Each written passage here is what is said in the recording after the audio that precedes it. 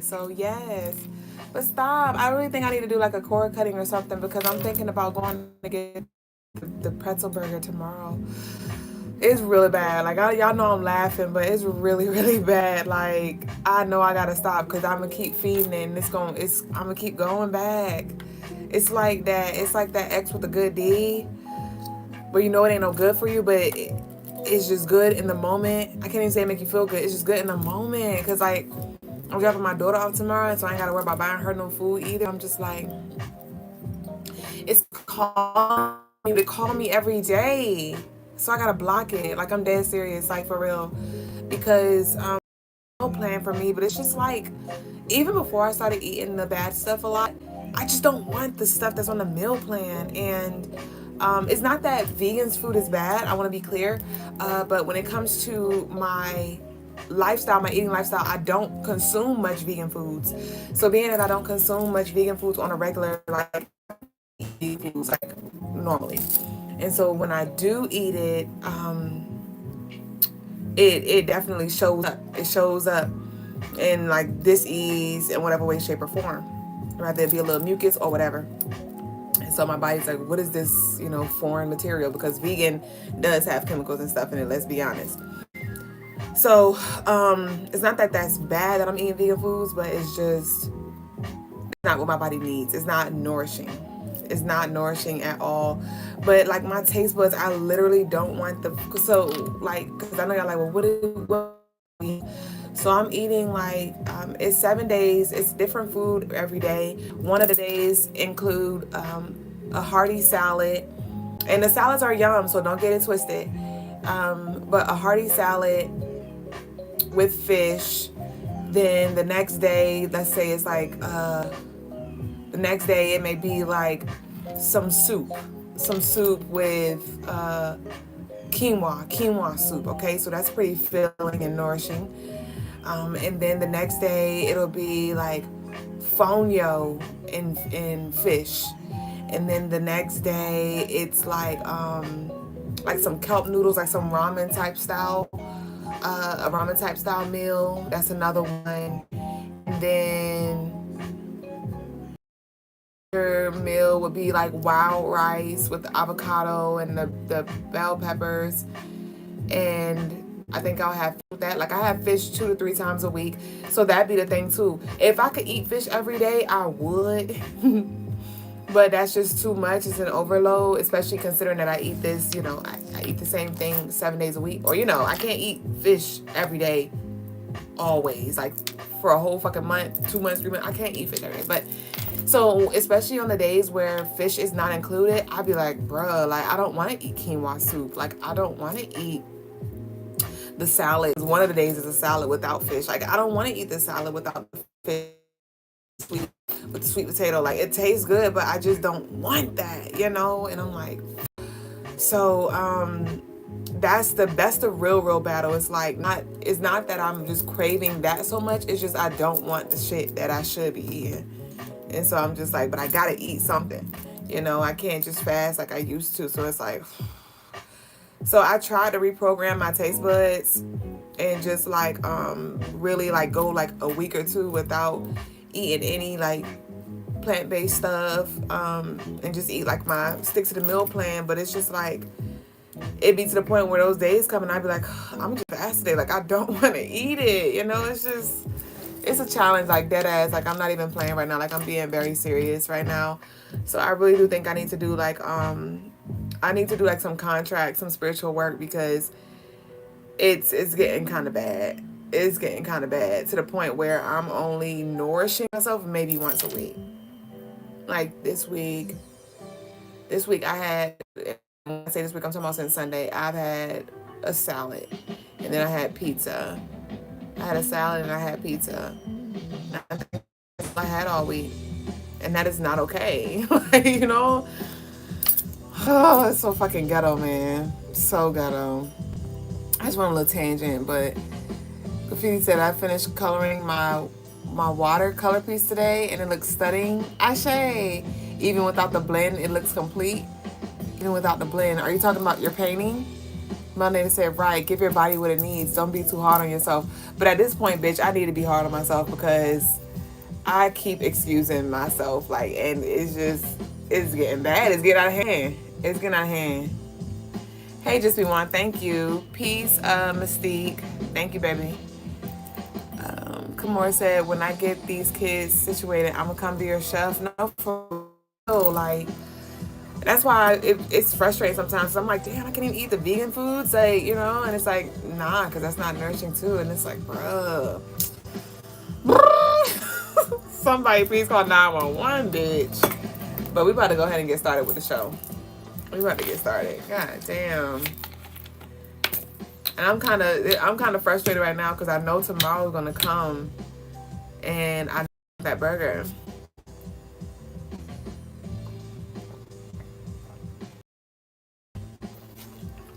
And it's so interesting. Like, I do feel weak right now, like, mentally, because, like, there's been times last year, the year before, where I would be very strict, where I had mental fortitude, and I'll be like, I'm not gonna eat these things. But now I just be like, bitch, you do what you popping. And I'm like, this is ghetto. Like, where's the old Duublé at?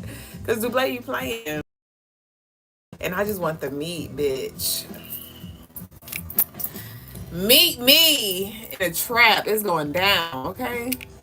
Melanie said, give you some grace. Your body is doing some amazing work right now, so I can have a burger tomorrow. So I can have a burger tomorrow. Not dead ass. But for real, I'm gonna set the intention for real, dead ass. Like, seriously, y'all. Sunday's gonna be a clean slate. So tomorrow, I'm y'all see me on my bullshit in real time. Not the little giggle bitch.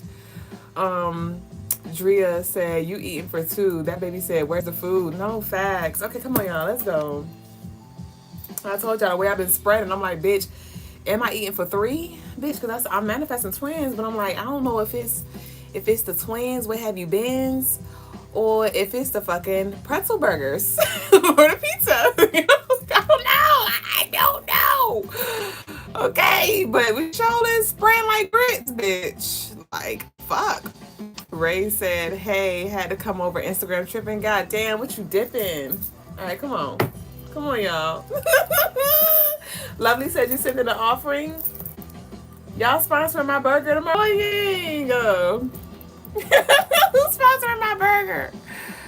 Oh, Baby Boo in the comments. Baby Boo in the I'm not gonna put your name out there in the anonymous because you put it anonymous. So I'm gonna keep you anonymous, but I'm gonna say this for everybody, just as a friendly reminder, okay? When it comes to the DMs, I've shared this before, but you know, I gotta just remind us every now and then. I love showing up for y'all. I love, like, I'm not the kind of person where it's like, oh, if you want to talk to me, you gotta book a consultation. But I have to have those boundaries set up because literally, y'all will. I will give y'all an inch, and y'all will take a mile.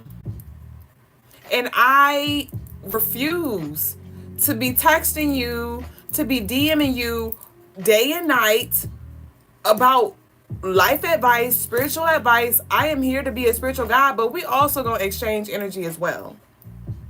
Okay? So I said what I said. I'm very clear with that. But I'm just letting y'all know, because Baby Boo, you keep sliding the DMs, and I told you to book a consultation.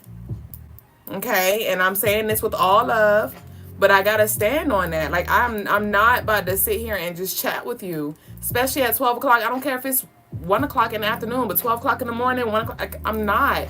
If you want to connect with me and ask me about spiritual guidance, life guidance, then relationships, you got 21 questions, whatever it is, either you can ask on the show, and I will answer as much as I can, or you can book a consultation. If you're not trying to do either one of those, then expect to be just in my DM sitting there.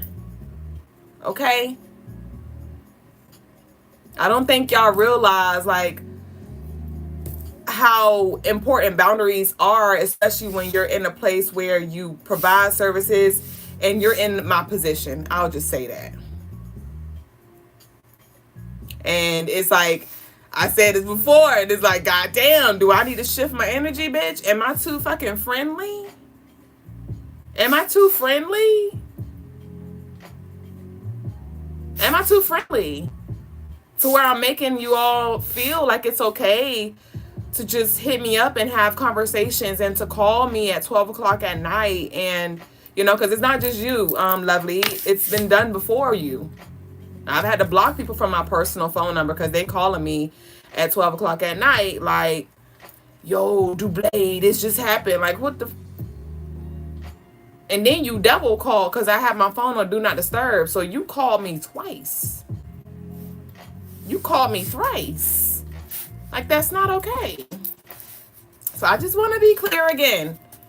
If you blocked on my phone, they can still connect on Instagram. But even when it comes to the DMs, I just want y'all to know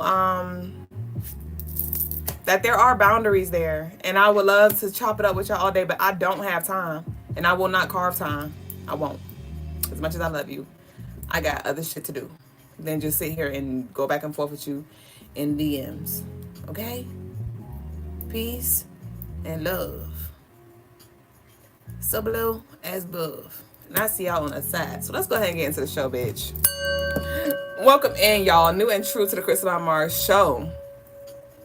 And my Deb said confirmation of what she gives for free is so right on. And yes, it's human nature to try for that mile, and in business and in real life. Yeah. So to big time, 3 months. So welcome in, y'all. Like I was saying, to the Crystaline Mars show. I am your co-host, Mrs. Duuble Jones. I am the lady with the stones to come here and to leave us alone. So I'm a spiritual guide to assist you. A spiritual guide. In all caps. Let me take the hat off because, bitch, y'all think I'm playing. Or the hat's supposed to be about business, right? Maybe that's what it is. Maybe I need to put the hat on. The reason being me, and I hope you're playing. But if you're not, you can call that mean if you want to. But come on. Welcome in, y'all. I'm a spiritual guide. Say it with me. When I say spirit, you say God. Spirit. Wait, I ain't even start Facebook, bitch. Hold on. When I say spirit, you say God. Spirit. Okay? And I'm here to assist you in any way that I can. On the live. And on the website, CrystalineMars.com. You can book. You can look. Any services. I do a couple of things. I love y'all. I love y'all. No, for real though. But yeah, y'all meet us here every night, you know. And meet us on all platforms as well. Facebook gonna be coming to an end. As I said that, Facebook cut off. Oh, it came back on. Facebook gonna be coming to an end, y'all, because my mama, she just joined the room. Come on in the room. Welcome in, Mom. But my mama letting us use her iPad from the school. Like the school, my mama a teacher, and the school gave her an iPad. So we've been using an iPad for our Facebook, you know, for the extra. We got the extra phone for YouTube, but we had an iPad for Facebook. And my mama moving to Texas in the summertime, and so she's gonna have to get her iPad back. So Facebook gonna be falling by the wayside too. It's just gonna be me and you, baby boo. But y'all meet us on all platforms though, nonetheless. Facebook, TikTok, Instagram, and YouTube.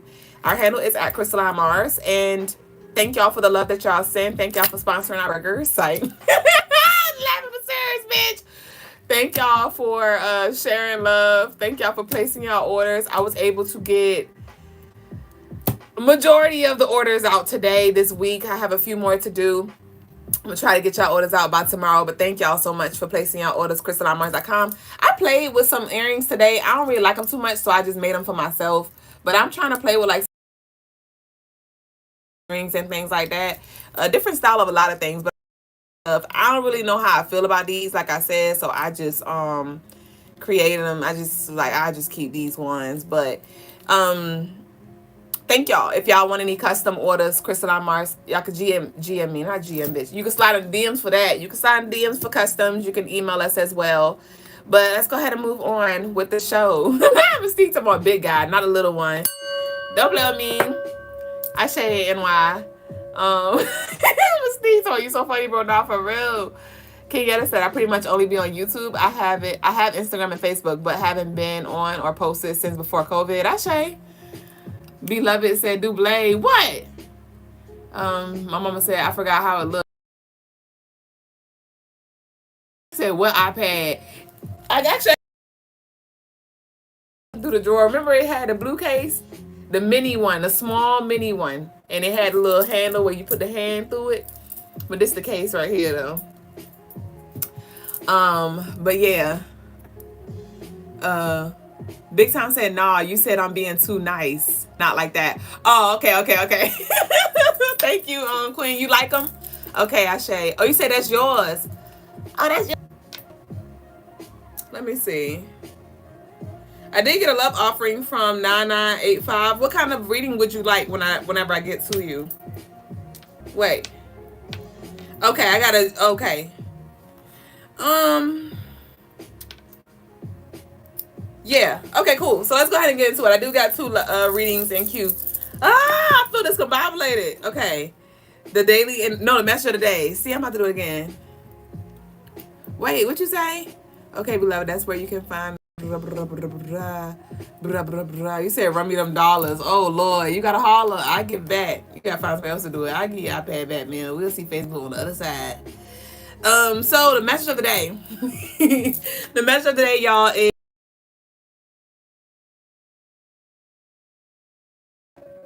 timing is key.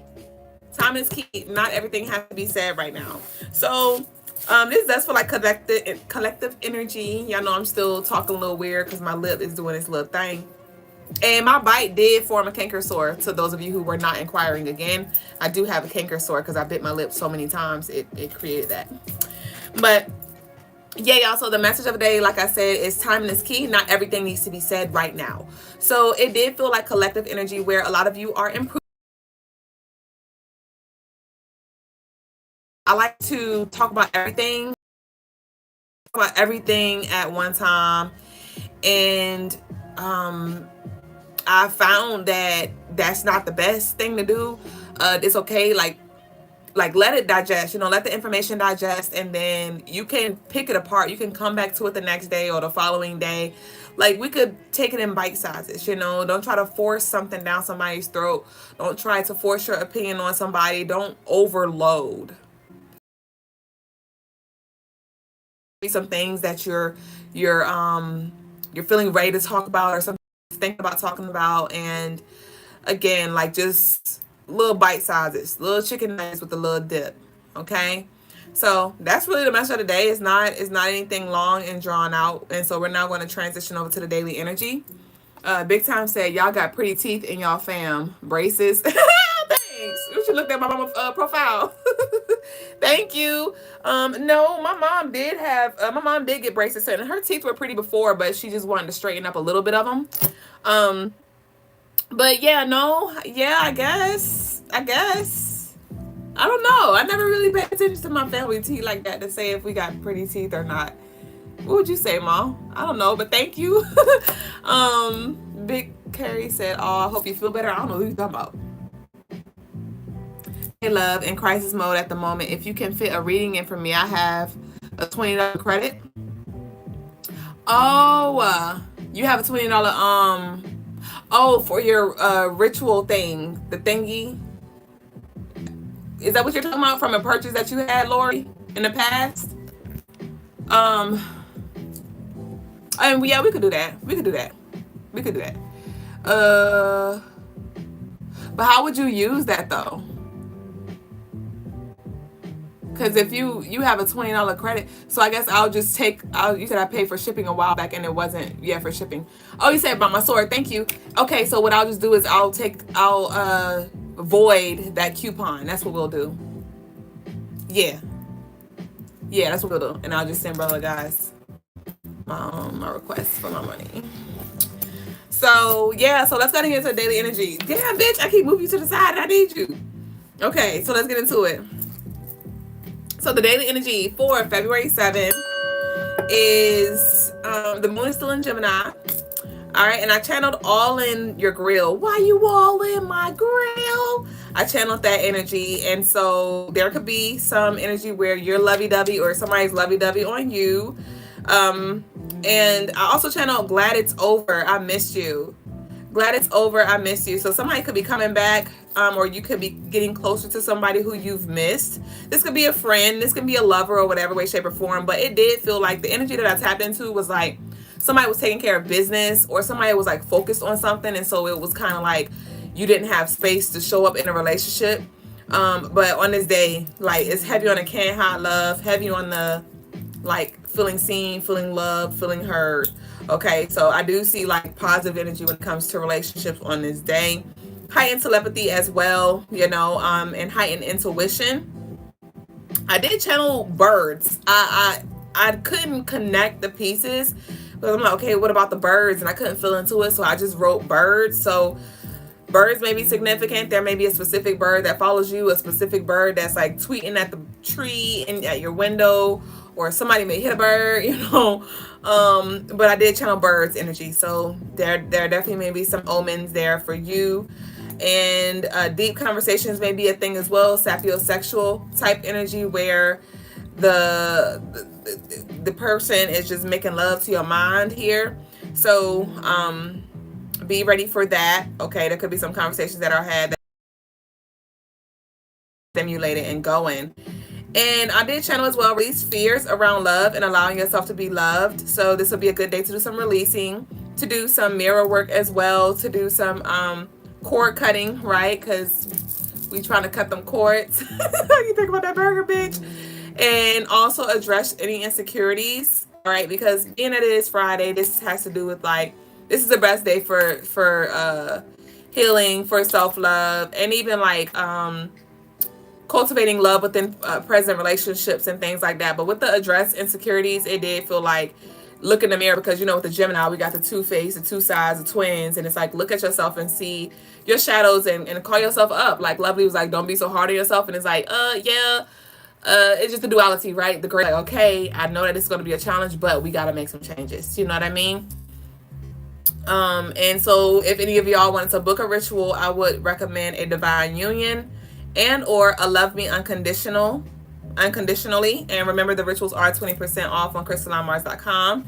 The crystals for the day are lavender quartz, rose quartz, and garnet. And the colors are purple, baby blue, and pink. So y'all go ahead and spam. I'm going to go ahead and get into the day message. Chelsea time, you and me time. Mystique said oregano, elderberry, basil, thyme, or thyme. I always say thyme. Thyme or any antiviral and immune supporting herbs will help. Just do a little research. Oh, you're talking about Kyla. Mystique. Mystique don't know. Actually, Kenyatta said, I just followed you while it was on my mind. What you talking about? He said, love Cleo Soul, her music is fire. Ashe. Ashire. So let's see what we got for the collective here.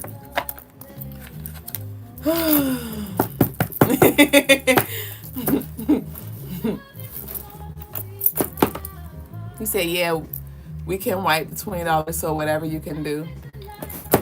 I got you. All right, so let's see what we got for collective. This is collective general energy, so I want y'all to take what resonates and leave what doesn't. And I'm over the hat now. We're going to go ahead and put you down. Hats off. Hats off to you. Bitch, I'm over here talking about birth. Hold on. Y'all give me a second. Where y'all hearts at? Oh, all right. We got the pink, blue, and purple. You two, where y'all hearts at? What were the colors of the day again? Purple, baby blue, and pink. Y'all, so today in Virginia, Jessica, you heard that thunder today. Y'all, when I say Shango and Oya was about that shit today. Mom, you heard the thunder today. Whoa! When I say Jamaica clap, that thing was so loud. I honestly cannot remember ever hearing thunder so loud like I did this morning. It started off like a little rumble, like a little, and then out of nowhere it was like pow, and I was like, whoa. And it literally, I wasn't startled out of my sleep. I just opened my eyes and I was like, I literally had to say aloud. You said it was loud. Mom didn't hear it. What in the school building? Y'all must have some insulated walls or something. loud. Like literally it sounded like an explosion or something. But I literally woke up and I was like, wow. And I was like, what time is it? Because I was just curious. And I was like, I bet you it's 9. I was like, I bet you it's 9 because Oya's number is 9. And I was like, I bet you it's 9. And I looked and it was 906. And I was like, because Oya's number is 9 and Shango's number is 6. So we had the 906, the 9 and the 6, and them two working together with the thunder and the lightning. And I was like, y'all getting busy in the lab. Like, I fucking shade. So I was making sure I played their music today to connect with them to see what was going on. But definitely we about to see what's going on with this. When I say it was so loud, bruh. You said about what time? Yeah, it was 9:06 this morning. Literally. Graffiti said, I wish I was there for that. Just finished coloring Oya. Ashe. Woo! It was so loud. Okay, I see I wish I little hearts. Okay, Ashe hearts. All right, let's see what we got for the collective. No, we're going to start with the Odisha. Hold on. We're going to start with the Odishas real quick. Bitch, I'm ready to go to sleep. I ain't gonna sleep, wake up. How they say, I'm ready to go. I'm ready to get out and get up. Or I'm ready to leave out and come back in. All right, let's see what we got. What's up with the Odishas? What y'all got? We have sword. In Yoruba tradition, the sword linked to Ogun symbolizes strength and protection. It clears obstacles and defends against harm. Its guidance urges you to embrace your inner warrior and face challenges with courage. Okay, so we got Ogun showing up. God damn, bitch, this is too much. This is too much. Give me one and we gonna done. Give me one and we gonna done. But that sword is air energy. Okay. So we have Ushamai. The Orisha of rainbows and cycles represents transformation and the balance of opposites, Gemini. His guidance encourages you to embrace the change and trust in life's natural cycles, knowing that renewal follows every ending. So there's definitely like this renewal type energy, which is probably why I'm going to have my last burger tomorrow. No! Shut the fuck up about the burger, bitch. We're on collective energy. Because tomorrow is the 7th, but then the daily energy adds up to 9, and the 7 represents closing that's coming through. Ogun's coming through as well, covering you with protection. Some of y'all may have been seeing the colors green and black, red and white, red car, white car. But let's see here. I'm feeling called to get one more. Okay, we're gonna close out with just one more. Okay, we got Babalao, and it says Babalao is revered for his healing powers, especially in relation to illness and disease. Associated with both suffering and recovery, he provides protection against epidemics and afflictions, and his presence brings both suffering and mercy here. So honestly, I see something, I see some sickly energy here. I want to delve into it though to see, yeah, as I said, sickly energy. We have the terminal illness, and this card always remind me of my daddy, who is on the other side, like I said, because, like I say many times, because my dad was very sick and he lost a lot of weight in his last days, and he looked just like this damn man. Like his head was all he was so frail and all you saw was skull, bitch. And so with this terminal illness, this is something is definitely on its way out here, because with this Babalao card, like, see how frail he looks? So with this frail energy, I want to tap into this because this is something that is slowly being eaten away. Something slowly being eaten away, or something is slowly eaten away at you. But let's see who we need to pull it from. OG, okay. Oh, hell, bitch. We're going to the OG deck. Peace, Guafe. Guafe, I can't talk. And peace to the lovely on Facebook, whoever you are. Okay, we have Big Money Grip here.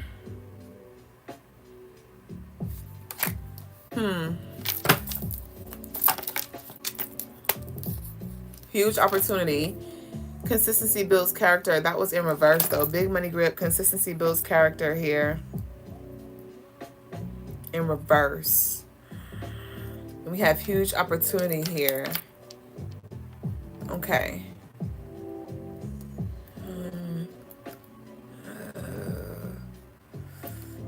So there could be like some inconsistency with somebody's financial situation here. Or there could be some consistent, like, stagnant energy here with somebody's finances, being that we're starting with the big money grip, right? Somebody maybe, yeah, because I'm hearing somebody suck from a straw and like at the very end of something. So somebody can be very low here, very stressed out, but we have huge opportunity here. I heard, will you see it? That was the message of the day for yesterday that I didn't get to say. I said, oh, hey, baby. I said the message of the day yesterday was, are you going to do what is required once this door opens? Okay, so somebody may have a door that opens where there were only walls, right? Then this is you not seeing a way, but a way seeing you. Let me see.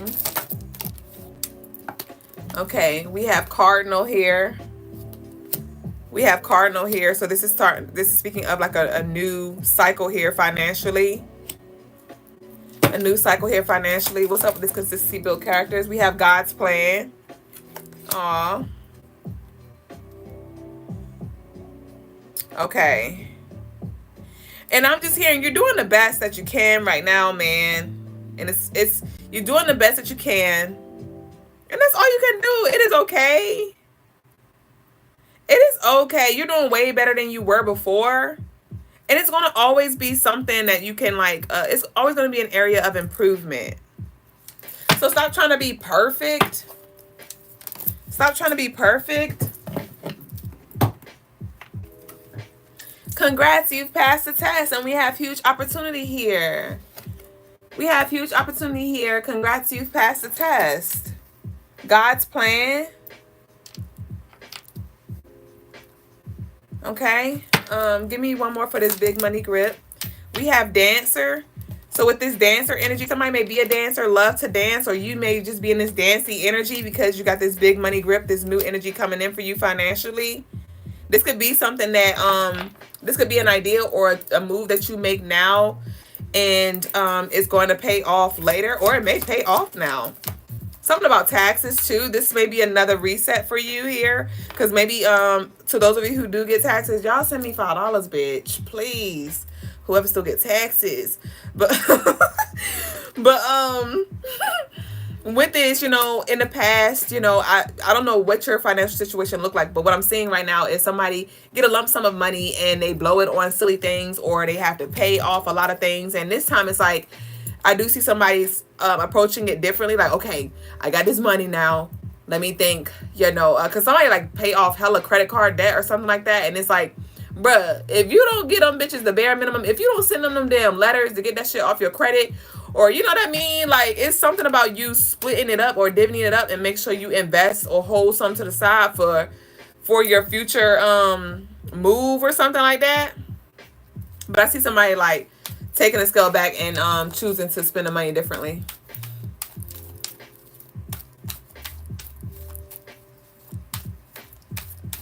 Okay, Lori, I got you.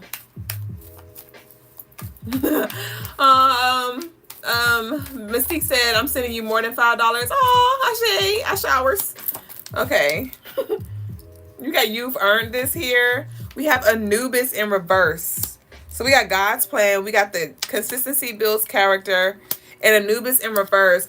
I do see that something has ran its course here. Somebody has ran their course here. This could have been like a reoccurring payment I'm picking up. And this could be something in regards to debt, karmic debt that you had to pay off when it comes to something specific. But I see that that's closed out here. And with this Anubis in reverse. Anubis in reverse. Okay, so I do see somebody also being unshackled and feeling more free to be and to do.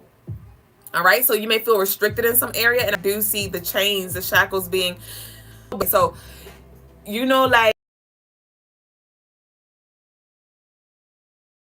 lunch, the teacher walks the kids to lunch. Even in middle school, I know here the teachers walk the kids to lunch. But then in high school, the kids go walk themselves to lunch. And it's given that energy where it's like there's a certain level of responsibility, a certain level of freedom that you're going to get to do certain things and to walk by yourself. But You're still going to be covered though. Ask her to spin a check and get it right back. So some of you may be worried about doing something like, is this going to come back? And it is. You just got to continue to put your work in. Like, don't get complacent. Don't get complacent. Negative vibes, energy don't lie. That was what, thank you for bringing that up, because that's what I was getting to with this Anubis in reverse, with this consistency builds character in reverse. And remember I said like something ran in course. This could have been something like negative too, where it was like some karmic, like blocking your money or blocking, just trying to block what you have, block opportunities, speak negatively on you, tarnish your name, you know, take you to court, lie, and just like really just try to make your life miserable like theirs. But I want to get more on that, because what? Because what about that though? We have detour. So that's being detoured. What else? We have pick a side and stay on it. Detour, pick a side and stay on it. So with the detour, pick a side and stay on it, I just saw like a fork in the road where it branches off and spirit's taking you down one path. Okay, so I do see a successful cut and clear, a successful cord cutting ritual, a successful release happening, because I just saw the division of the roads. And with the pick a side and stay on it, a lot of you have picture side where you're like, I'm not going to go back to the past. I'm not going to go back to who I used to be, or I'm not going to entertain that thing, or I'm not going to go back to that space anymore. I'm going to go down this path. And that energy, that person, those people, they chose their path, and it is a completely different path. And so that's why also there's some protection here, because there's some distance. There's some distance here. So some of y'all are going to be moving away from some energy as well. Some negative energy, or that energy is moving away from you. We have birth chart here.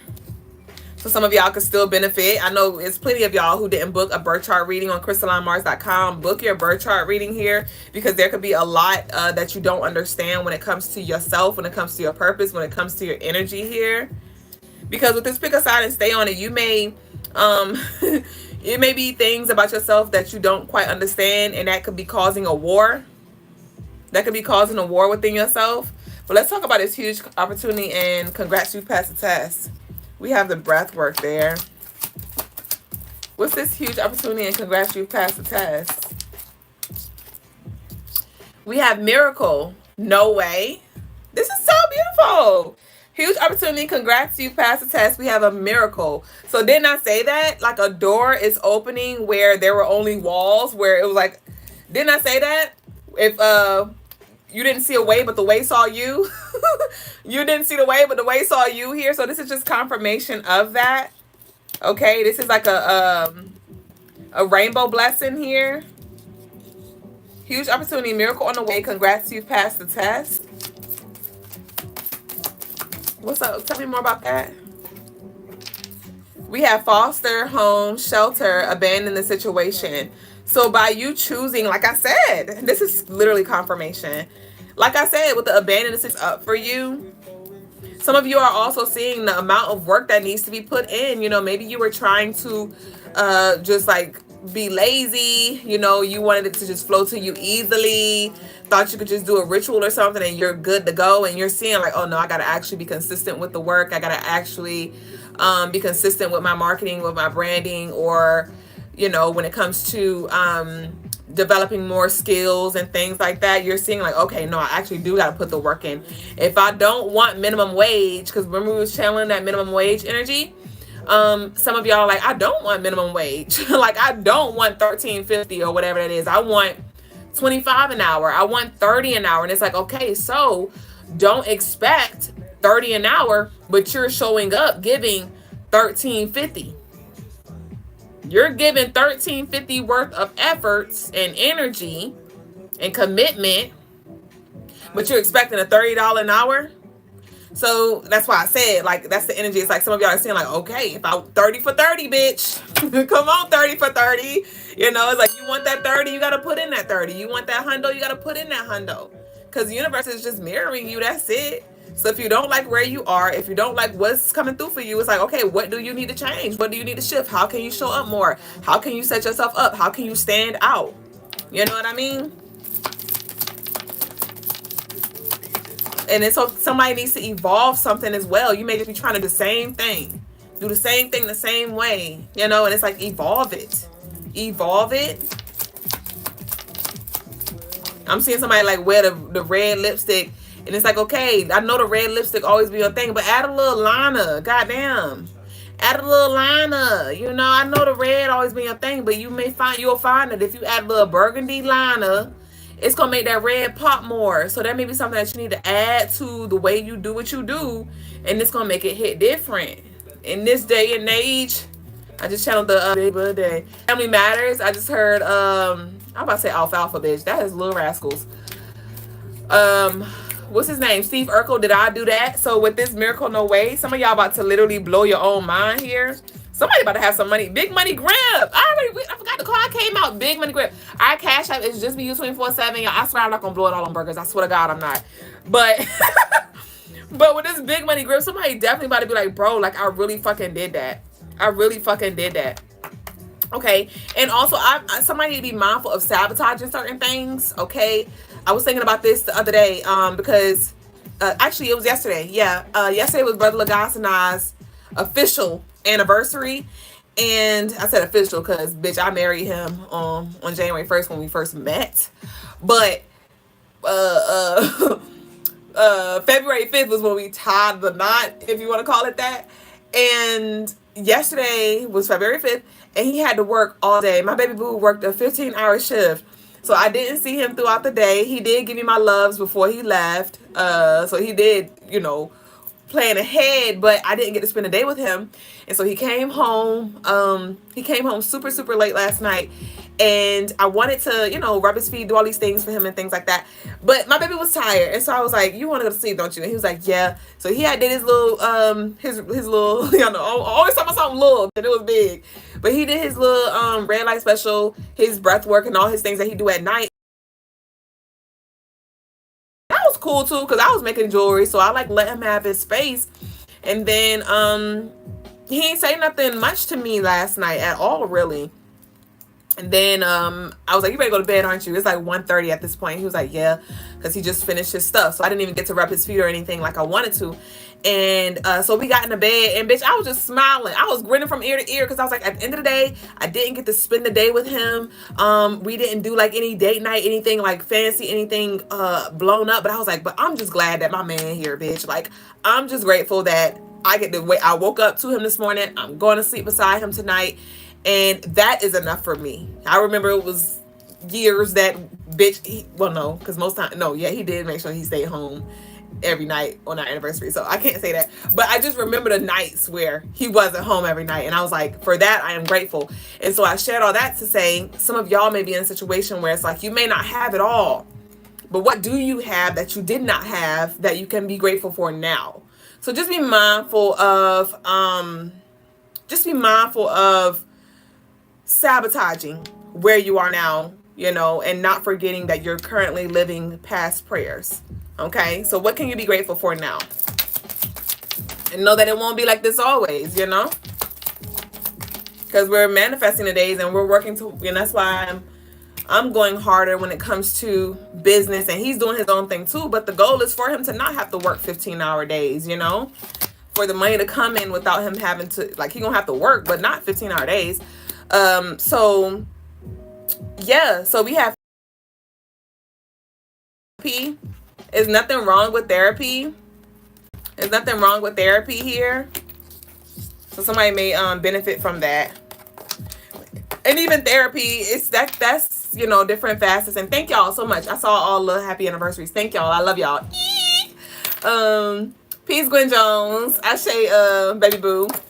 And so with this therapy, what is therapy for you? Because I'm seeing art therapy, you know, music therapy, right? So let's see. Damn, bitch. Okay, we have You Are the GOAT, and we have sneaky energy here. So we have You Are the GOAT, and we have sneaky energy. So this can be some energy that is given like obsession. It's given like obsession. Somebody is like secretly obsessed with somebody, but they're like, it's like a low-key thing. It's like a low-key thing that is really loud because they're very obvious about it. They may scream like they hate your guts, but it's like but you're really bothered, or you keep looking up, you keep checking up on me, you keep speaking on my name. Like, obviously you love me, but you are the goat. Okay, so somebody may be a Capricorn as well here. But with this, you are the goat followed by the sneaky. This is like you move from being the sheep to the fucking shepherd. With the sneaky energy, and the goat is like, yeah, because the Capricorn energy is like managing. Capricorn energy stands on business and a manage energy. Great managers, great leaders, and things like that. So with this, you are the go-to. You are the GOAT. It's like you're learning how to put things in its proper place. Key said, this is one of my spiritual mentors. She makes jewelry, oils, and a host of other things. That's Shay. Oh, you invited her? Oh, thank you. And welcome in, baby. What we got here? Damn. Give me what you got for a poke chop here. We have initiation. Let's see. Oh, hell. Okay, so we closing out with this. All right, so we have reach out in reverse. Can't wait to meet you again. No, but that's not what we read.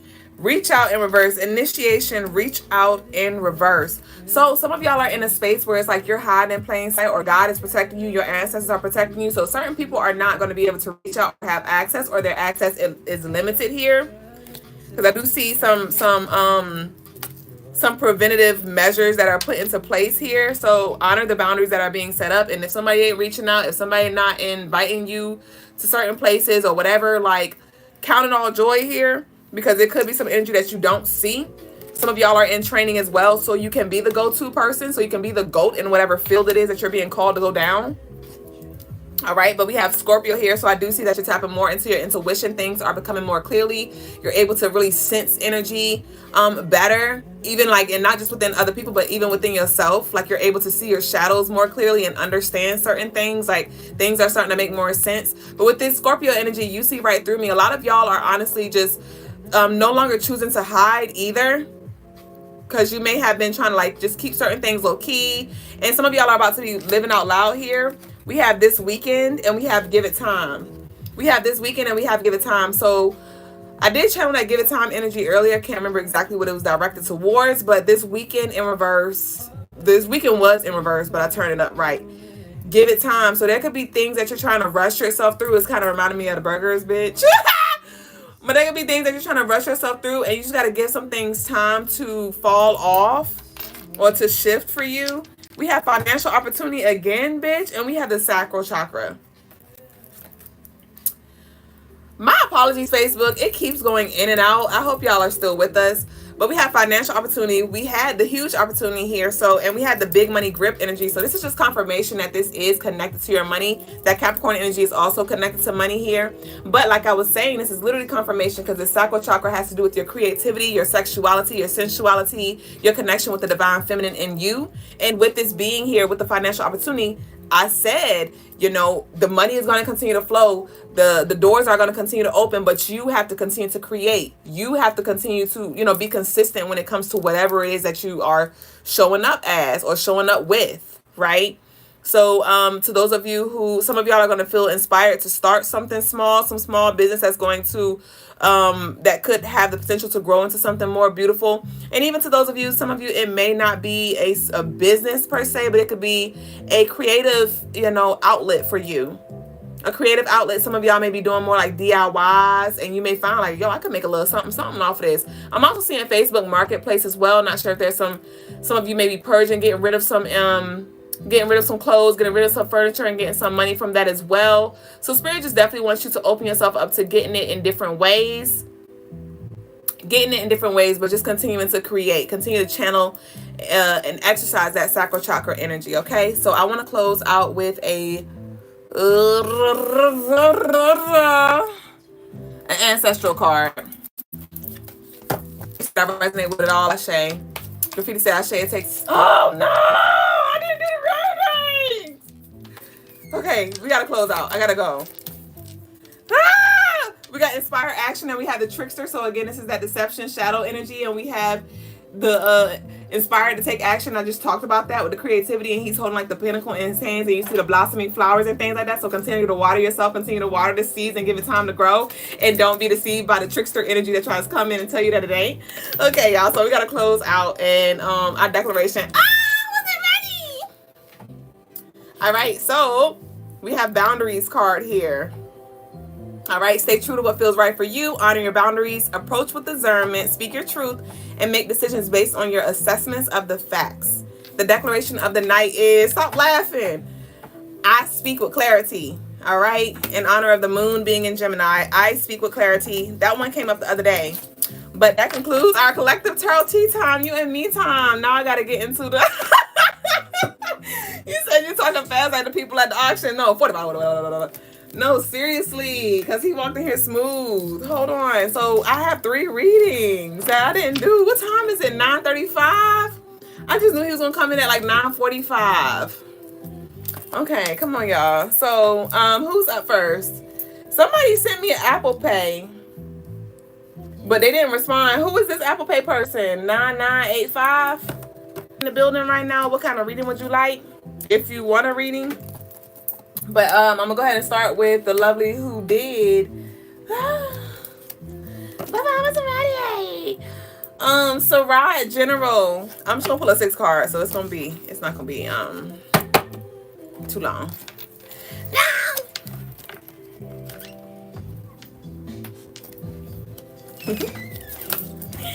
All right, General for Sarai. You hear Sarai? Oh my God.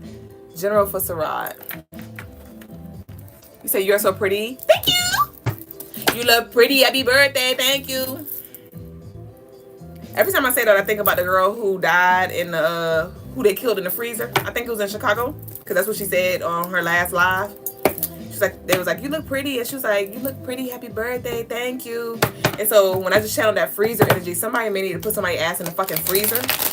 Y'all ever heard of a freezer ritual? I shared it with y'all a long time ago. Shit, I got some bitches in there I might need to shake up. Okay, come on. Silent Film said yes. Yes, what? You the lovely, you Apple Pay. What kind of reading do you want?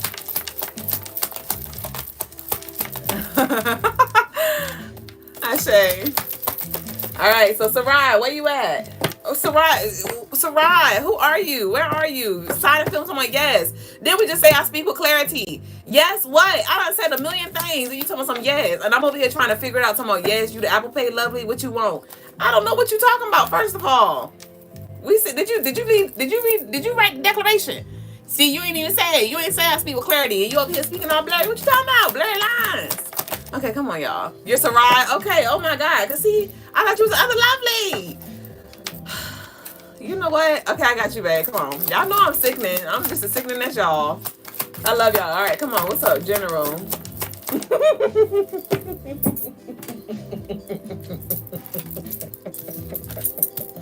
All right, bitch. What the fuck? We got assisted living. We got job loss. Huh? Okay. Okay, cool. I'm getting it. Okay, what? We got the 8 of Swords. Oh. Did you find an elderly person? You know I'm talking my shit. Did you find an elderly person to help you do that contract break? Because I'm just saying the same energy is coming up that I channeled from you from last time. And I told you to get the ritual and you was like, you were advised to get an elderly person to do it. I'm just asking, did you get it done? Because it seems like you're still in the same spot here. Yeah, we have inheritance. Okay, 1, 2, 3, 4, 5, 6. Okay, so you have assisted living. You have the job loss here. You got the 8 of Swords. You got the fatality. You got high honors here, and you have inheritance. So from this energy, it's like it's something that's waiting. It's definitely some stalemate energy here. And here you are in jail, still stuck in a certain place here. This can have to do with your job. This can have to do with your spirit, your soul. Because with this assisted living, I just see like more of a soul energy coming up. But we have a fatality. And so this is speaking of you wanting something to end, but you're like waiting to be freed here. So if you don't have no elderly person do it, you said I got the sweet life manifestation. I know. But didn't I talk to you last time about getting the spiritual clearing or the leave me the fuck alone ritual or the cut and clear ritual? and you booked it, right? That was you who booked it, and then you reneged. But I see that something's, you're still in the same spot. So I would, even if you don't do me, because I'm not here to convince you to book a service with me. I'm just here to remind you that I'm here. But even if you don't book me or find an elder like you said you would, you need to do some work. You need to do some spiritual cord cutting clears. Get you some black candles. Get you some bay leaves. Get you some twine. And it takes, this is very like thick energy here. Because with this assisted living and fatality, this does feel like it's connected to ancestral energy. Okay, tonight. So this could be something that needs to be, this is some deep work that needs to be done here. But we have high honors and we have inheritance here. You said that wasn't you? Oh shit. Okay, well I got my people mixed up. My apologies. But I'm picking up on this energy, and you know, though that wasn't you, you may have this energy where you go back and forth. You go back and forth where it's like you, one minute you like, oh, I'm gonna cut them off, or I'm gonna do this work, and then the next minute you like, nah, not right now. This back and forth kind of energy, because I am channeling your energy. Though I thought you were somebody else, I am channeling your energy here and what I feel. And it's like you going back and forth, and you're keeping yourself in the spot here. So I would recommend a cut and clear on crystalinemars.com. That's more so, I'm not getting like leave me the fuck alone. I'm getting cut and clear, or a spiritual clearing, which is like a guided meditation where we will do some cord cutting and spiritual contract breaking here. But we have judgment, we have the King of Coins, the Two of Wands. So yeah. So like I said, you have the King of Coins. So it is connected to your money here. But with this judgment, yeah, spiritual development, spiritual evolution. There's some ascension, some up leveling that needs to be had, so you can align with this inheritance.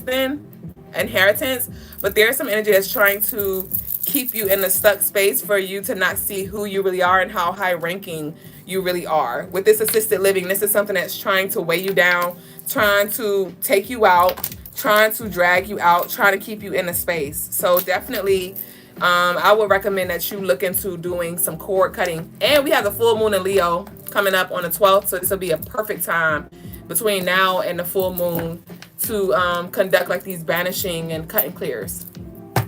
All right, so that's what I got for you, baby boo. See, so Apple Pay ain't say nothing, so I'm gonna go ahead to Lori. Apple Pay ain't say nothing. Oh my God, he gone.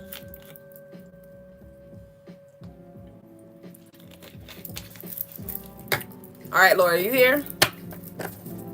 A cut and clear reading. Got it. I meant spell work. Yes. Yeah, have you on a cut and clear. All right, so Lori, speaking of custody battle, we now have the child card coming out, so we're definitely in that energy. Let's see. You said I'm here. Oh, that was you. What kind of reading you want, baby? General love, career. You have questions. What you got?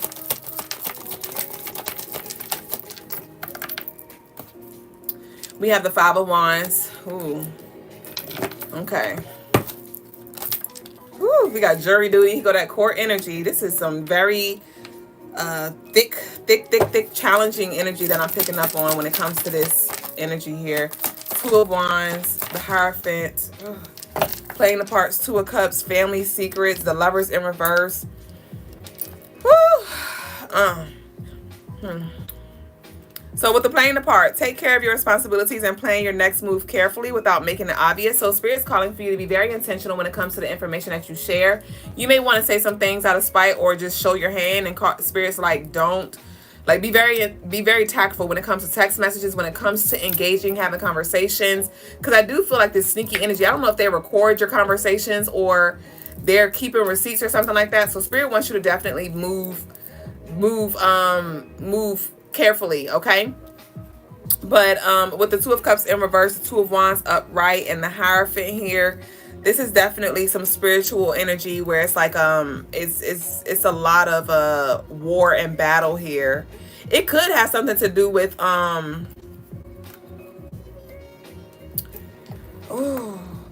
did they practice witchcraft or anything? Or because I'm picking up on a witch. I'm picking up on a witch. I don't know if that's you, if you consider yourself as a witch, but I'm picking up on somebody who did some spiritual work here. We have the Six of Swords. Woo wee. Yeah, so honestly at this point, what I'm getting from this energy for you, Lori, is you pretty much definitely need to double down when it comes to like, I would recommend writing a prayer, doing some rituals, working with Ma'at, working with Anubis, okay, and ultimately surrendering, okay. And some things I'm just seeing, like, you gotta put your energy into it through your rituals and through your prayers, and then like just kind of like let it unfold as it should. But I do see a lot of resistance here, so it's definitely going to require some fortitude for sure, and some assistance from the other realm when it comes to battling. All right, so that's what I got for you, Lori. You want a general, babe? Okay. I know the guy's like, damn, bitch, I've been gone 2 days, and the first day I come back, you ain't ready? Huh? I was. All right, so closing out with a general for Baby Boo, Queen Caramel.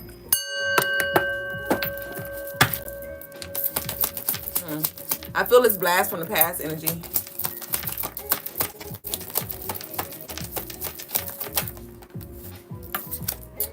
Okay, so we have the High Priestess here. We have the King of Coins here. Okay. Okay, yep, blast from the past. 8 of Cups here. So this is nice. So this does feel like you were in a space where, I don't know if you had a contract or you had some kind of relationship where somebody was in your space and they just did not, they was in the fucking way. I'm gonna just say it like that because that's what it feels like. But I do see that you've been leaning more into your intuition, following your spirit, and making the necessary choices here. And somebody got left the fuck behind, or something got left behind, and that has paved the way for you to align with the success here and abundance. Okay, your intuition is definitely on point here. So this could have something to do with judgment in regards to a man in power. With this King of Coins, I'm picking up on like a man in power. So I'm not sure if this is a boss or somebody who tries to come up and like flex with big energy. And it's like you may be like something like you're a little too flashy, or you're a little too loud, or just it just seems too good to be true, because where's the lie? Okay, so definitely trust your discernment here when it comes to judging these people. Something about jail time I'm getting to. Yeah, we have the Emperor here. So this is heavy masculine energy that I'm picking up. 8 of Cups and the Emperor. Somebody may be trying to come back here and you're going to be looking at their ass like this. Plead your case. Plead your case. Get the fuck out my face. Yeah, because I still have the reach out card there. We have the 7 of Swords and we have the Wedding here. So the 7 of Swords and we have the Wedding here. So somebody also may be coming in with a proposal, with an offer here. And you may have to leave. It may require for you to leave. This could have to do with a job or a relationship, because we do have the coins here. But we do have the cups, which is like relationship stuff too. And so there could be an offer that comes where you have to leave, abandon one thing to actually receive something else. So again, trust your discernment here. And I do feel like a decision, a quick decision is going to need to be made. So you're definitely going to need to trust your ability to make the best decision. But I'm seeing go for it. I'm seeing like accept the offer. I do feel like it will definitely benefit you to accept it. So yeah, we have the set firm boundaries. Give me one more. Thank you. We have resilience, deeply rooted. Okay, so the deeply rooted ritual may benefit for you as well on CrystalineMars.com. We have the Sweet Life Manifesto here, so heavy on the abundance like I talked about. We have resilience. So like I said, like you have been forging ahead and just like taking L's and like making the necessary steps here and setting the boundaries as needed, and has paved the way for this Sweet Life Manifesto energy. This could be actually coming around Aries season, because the Emperor is the Aries card. Okay, so be expecting this stuff to come through, or this person to come through with this offer around Aries season. So we got about 5 weeks roughly until we enter Aries energy. I said, Lee, I'm ready. I don't even know if he heard services or anything. Oh, that's what you was talking about, Wave, with the Method Man. I didn't know what the hell you was talking about. That's why I didn't read it out loud. But yeah, that concludes our message of the day, y'all. We're now about to transition into the spiritual lesson. Where he at? His butterball head. Hold on. How did I get the cinnamon buns from fucking Butterballs, bitch? Because them things buzz. Where you at? Baby face. FaceTime video. Of course, Queen.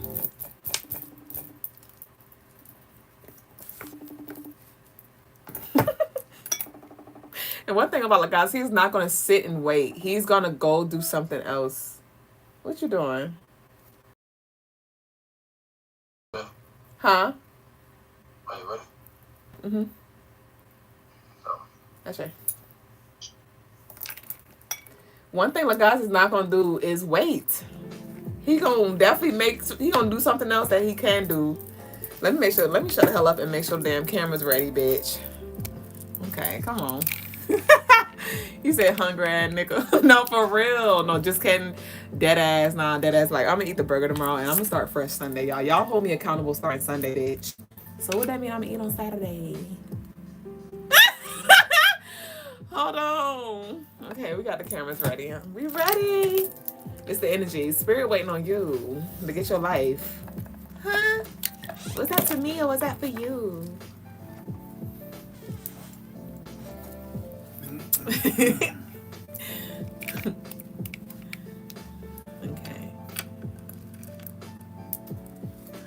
All right.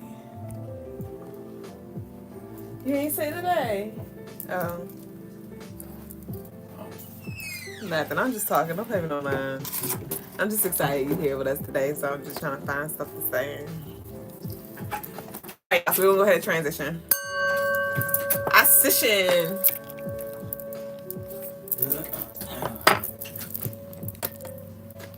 Peace, family. Grace.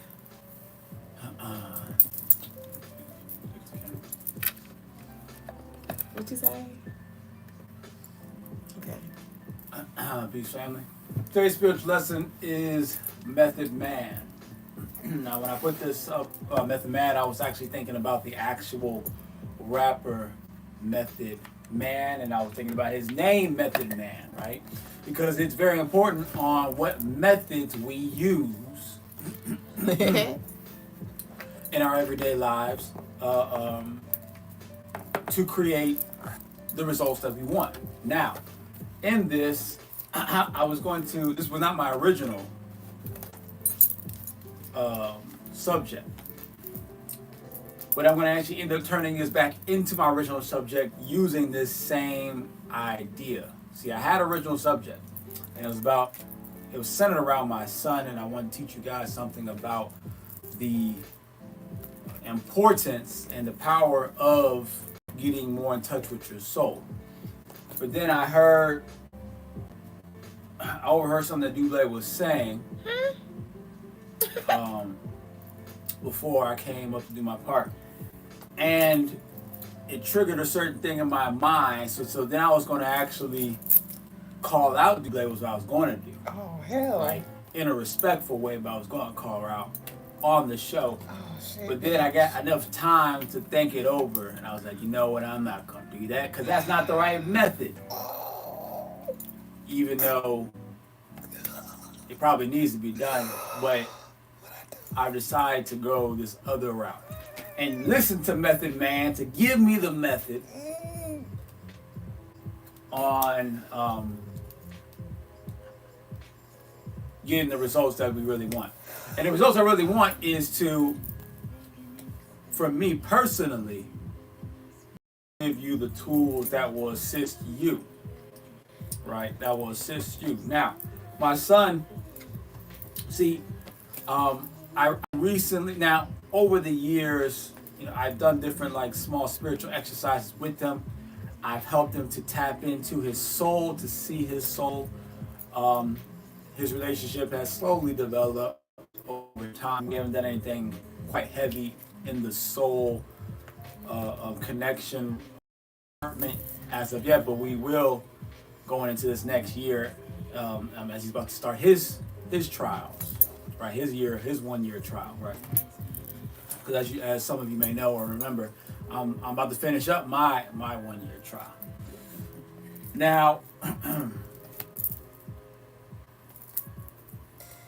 what I've helped him to do recently is to, because like I said, he's seen his soul, but now I've actually used his or activated aspect of his soul when competing in sports, right? I don't have him do it when we're like practicing and like any type of training situation, but in game type situations, I've assisted him and gave him a technique to help tap into that energy, right? Now, I have tapped into that quote unquote soul energy myself quite a few times. And you do have to be careful with it, right? If you pay attention to Dragon Ball Z, if you pay attention to Naruto or any of the animes, right? Pay attention to the animes. When a being's body is not quite... Let's fix this. It just keep doing it. Okay. That's Facebook? Mm-hmm. You have more people on there. So,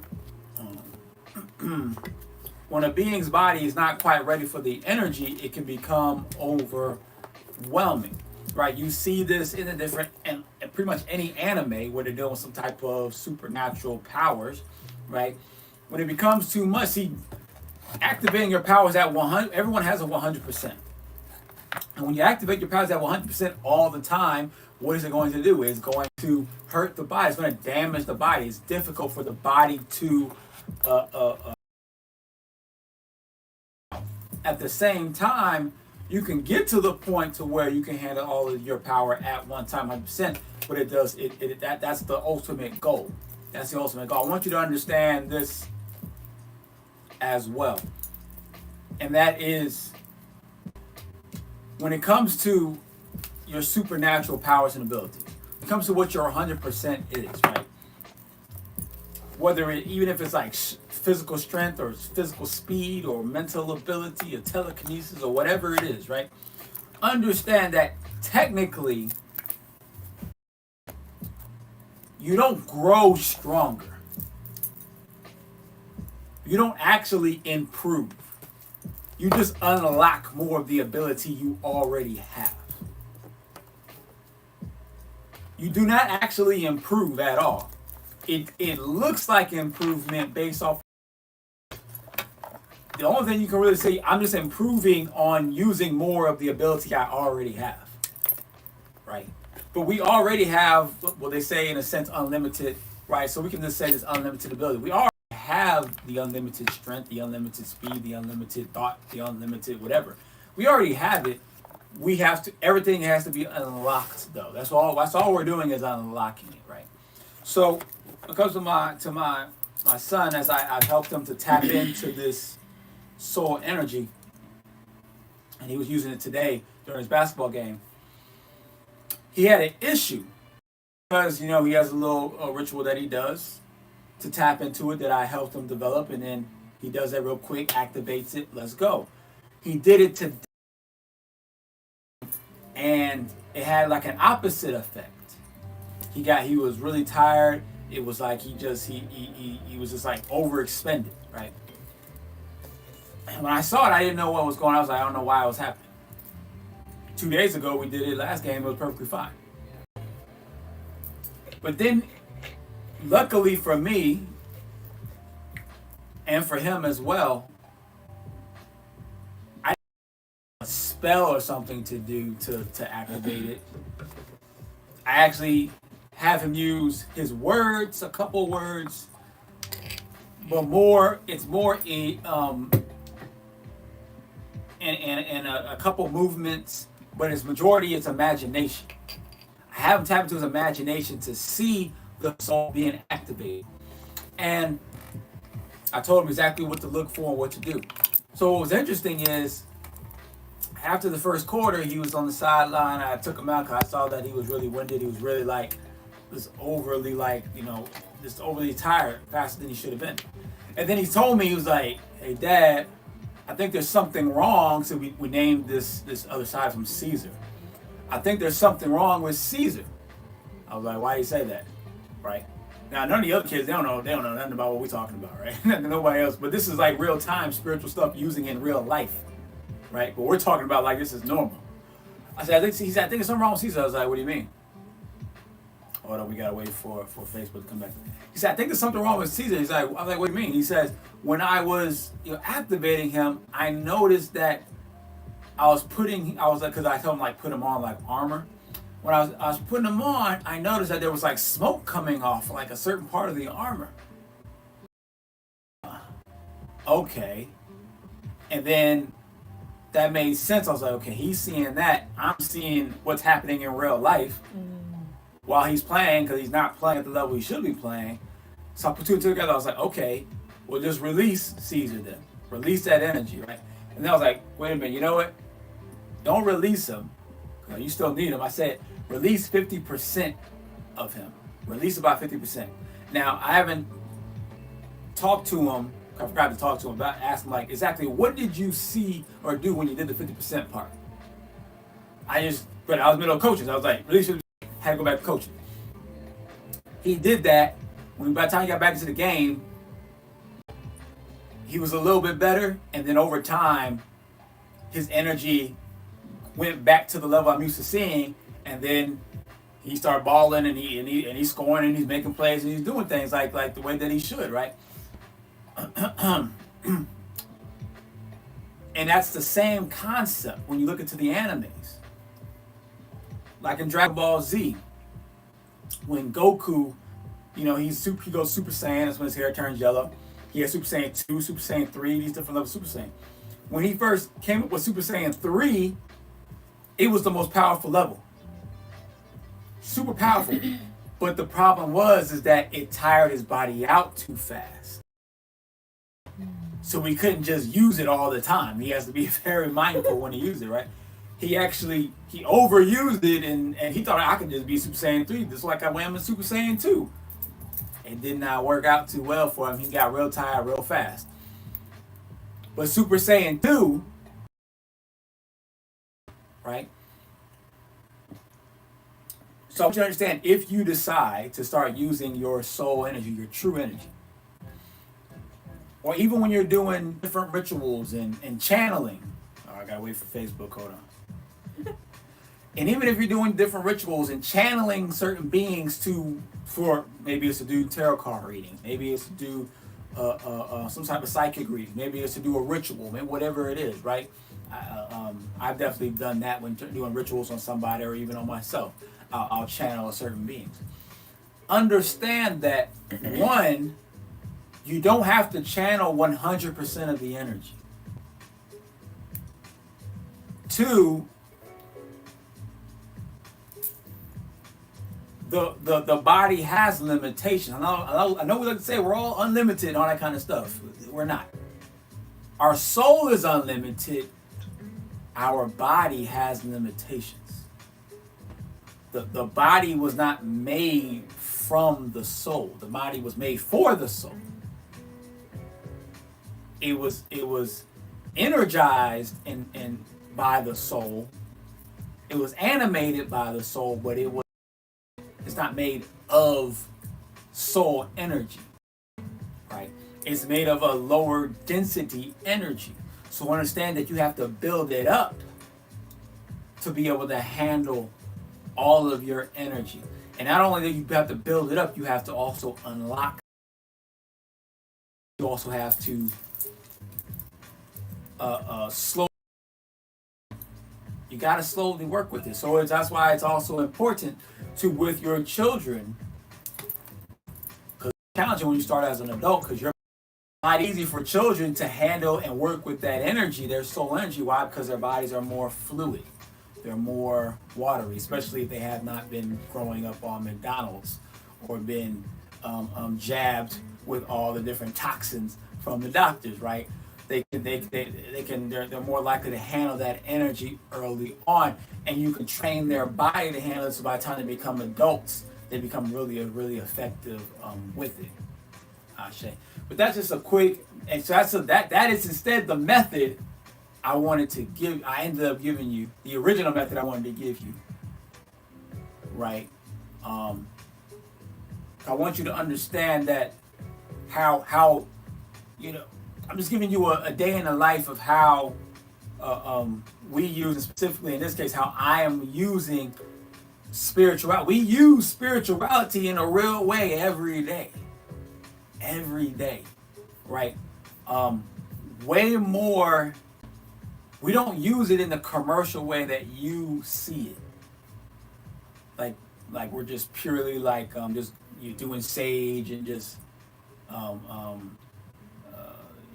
you know, just as playing, doing, you know, what's it called, the Tibetan, you know, singing bowls and stuff like that. Yeah, we use that stuff, but we're actually using things that are soul activating and body activating. We are truly working and developing exercises and techniques and strategies to activate our fifth dimensional bodies and beings, including with the children as well.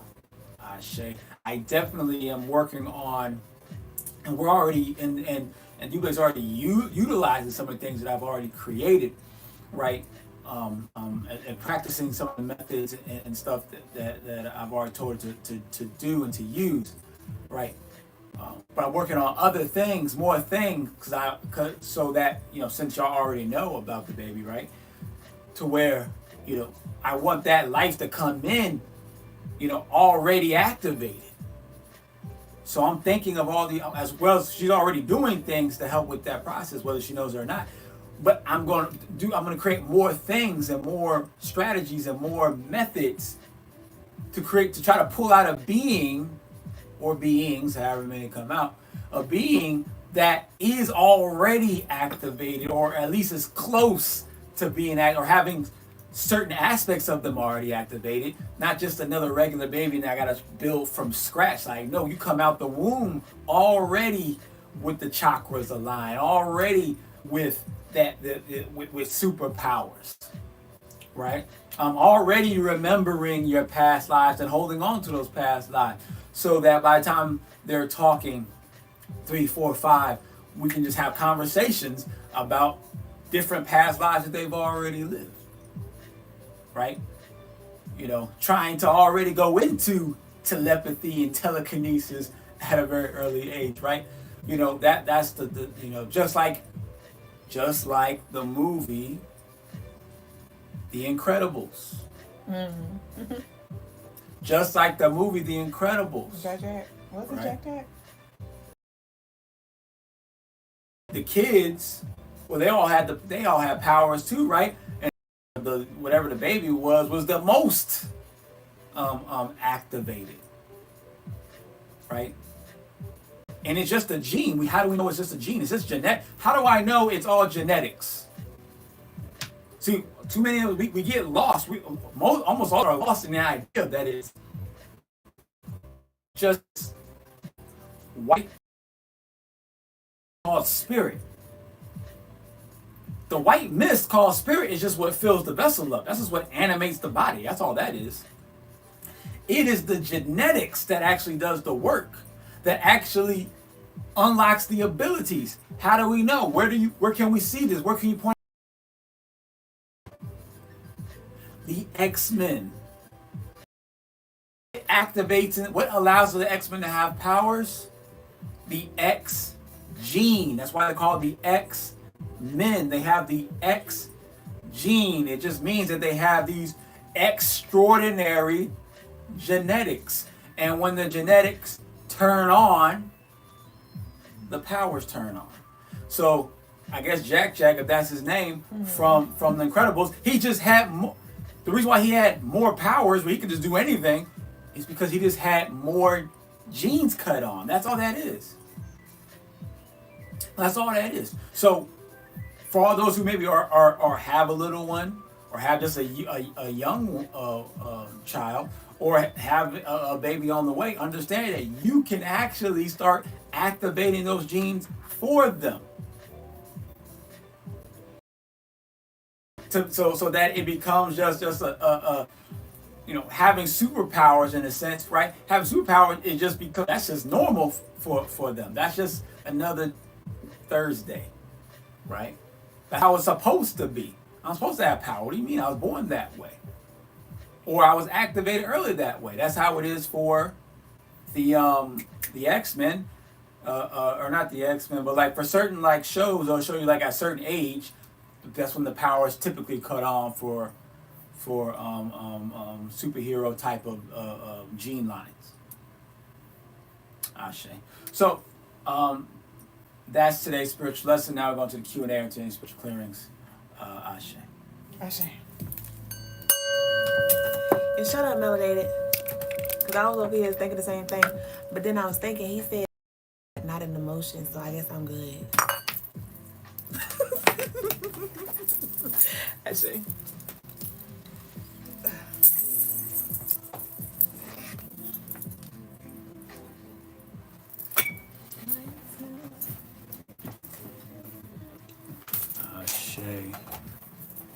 Peace, peace. Family, peace over to Facebook. I like to see the interactions here going on Facebook. I'm gonna grow that channel there. Peace over to the OGs on IG and peace over to the YouTubers. Dang, Mom, I might have to pay you.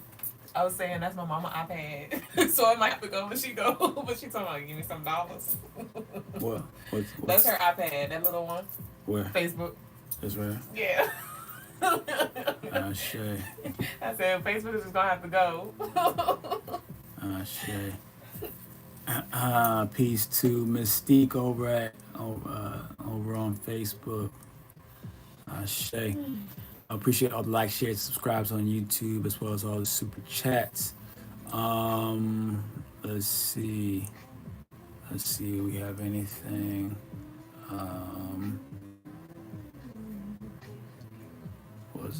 It said there was a couple things here on.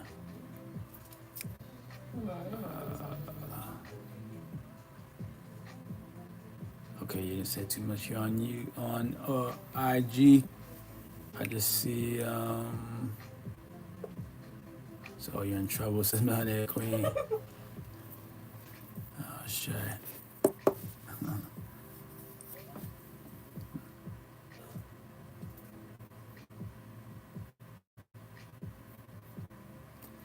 Nah, she doesn't get in trouble,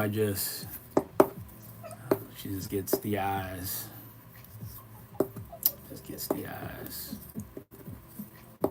She just gets it's really the judgment. That's what happens. That's my punishments or whatever. I just give judgment as punishments to people, you know.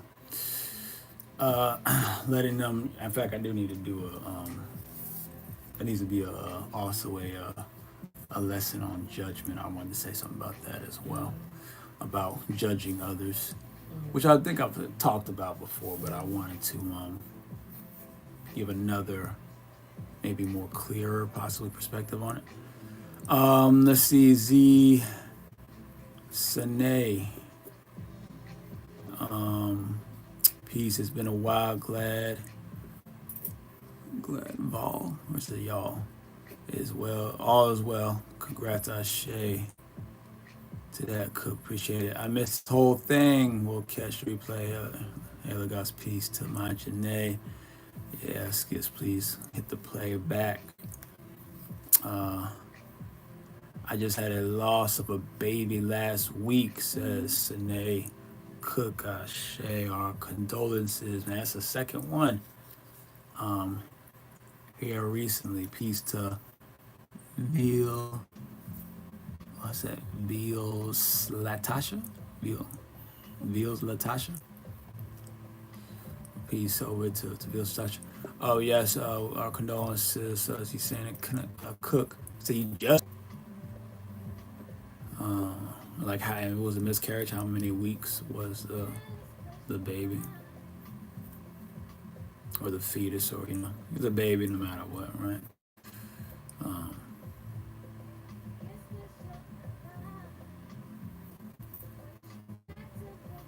Yeah, but be sure, I'll just, Jeanette said, is it me or is the string going in and out? I'm not sure. On YouTube, I don't know. Hopefully it's not going in and out. Well, I'm saying as far as, you know, the, when it comes to loss, right? Definitely a process of things that need to be done, right? It depends on how you lost. Okay, yes, it is A miscarriage. Okay.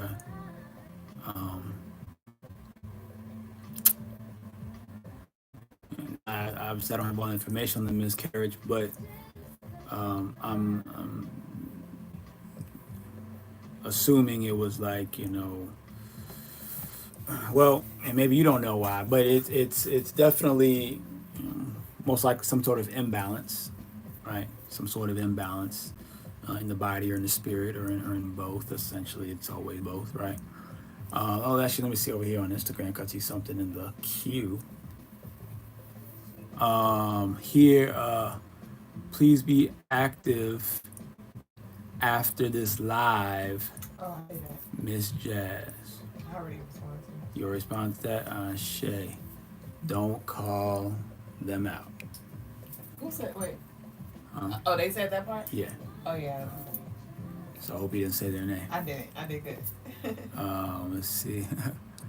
The connection is bad. Says my Janae on YouTube. I'm gonna come over to IG. I'll share to that. I see you, my Janae.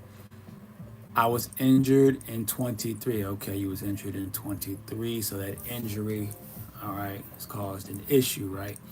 So, you know, I don't know the extent of the injury, but essentially, though, you know, there's a lot of healing that needs to be done, right? There's physical healing that needs to be done. There's spiritual healing that needs to be done. There's emotional healing that needs to be done. There's mental healing that needs to be done. Those are actually all 4 different things. Just like there's 4 different seasons, right? Those are 4 different things, right? And they all coincide with each other, right? So, you know, the mental injury, you know, the injury, right? And it can create many doubts. The emotional, well, you know, it's the trauma and the pain from that injury, but also the trauma pain, you got to also add on the trauma and the pain from the miscarriage as well. And as well as now the more doubt that's mentally being placed on you. See if my fallopian tubes are shut. And then there's the spiritual trauma, right?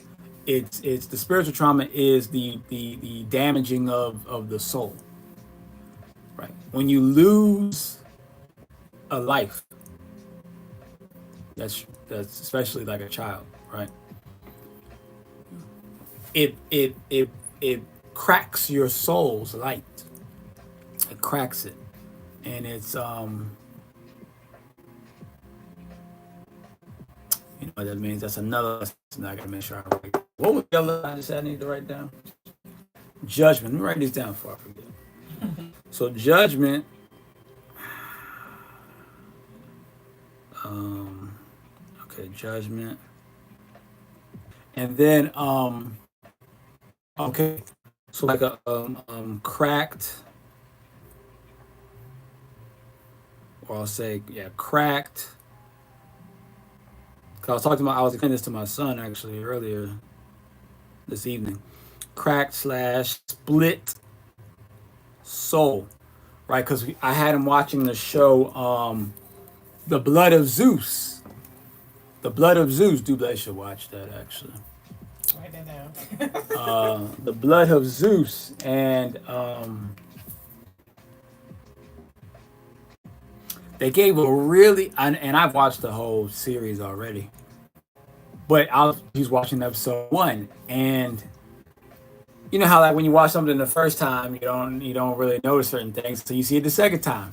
So I'm listening to the first episode as I'm doing this thing on my phone, working on my soul healing guided meditation at the same time, and they're playing the first episode, and I'm like, oh, that's deep.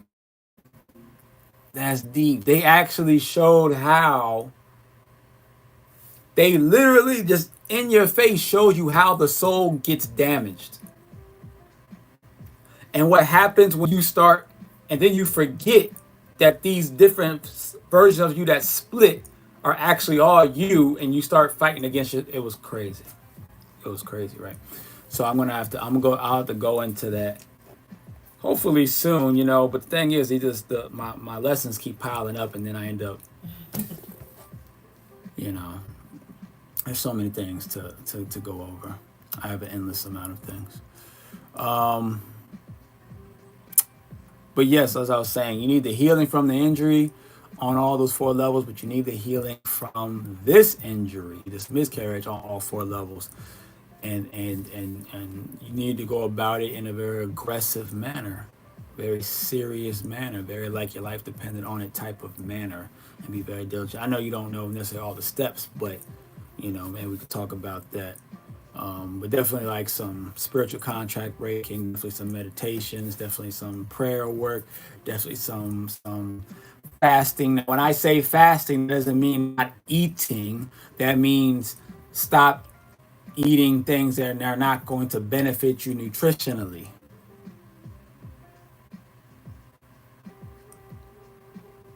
But not all fasts are created equal. Right? So understand that it's more than just, I'm just going to eat fruit every day. Right? I just saw some woman who recently died from, they say starvation. It's really like nutritional starvation, because I guess she was just on a straight fruit diet maybe, or just straight, you know, vegan. And right, so what I'll say, had a dream about Zelle Cook. And we lived in the same complex as shade to that. Let's see. Majine said, can chip away at your life force, but it's all about perspective. Some people see miscarriage as a favor in disguise, divine protection, or that the soul just wasn't ready to come into earth. Okay, let's talk about that real quick. Oh, hell. Let's talk about that real quick, you know. See, if you was on somebody else's show, I'd be like, all right, Ashe. Right? If we were in person and you said something like that, I'd be like, oh, okay, Ashe. But see, when you're on my show and I want people to understand get a certain thing from me. If I disagree, so I'm gonna challenge it, right? I just have to do it.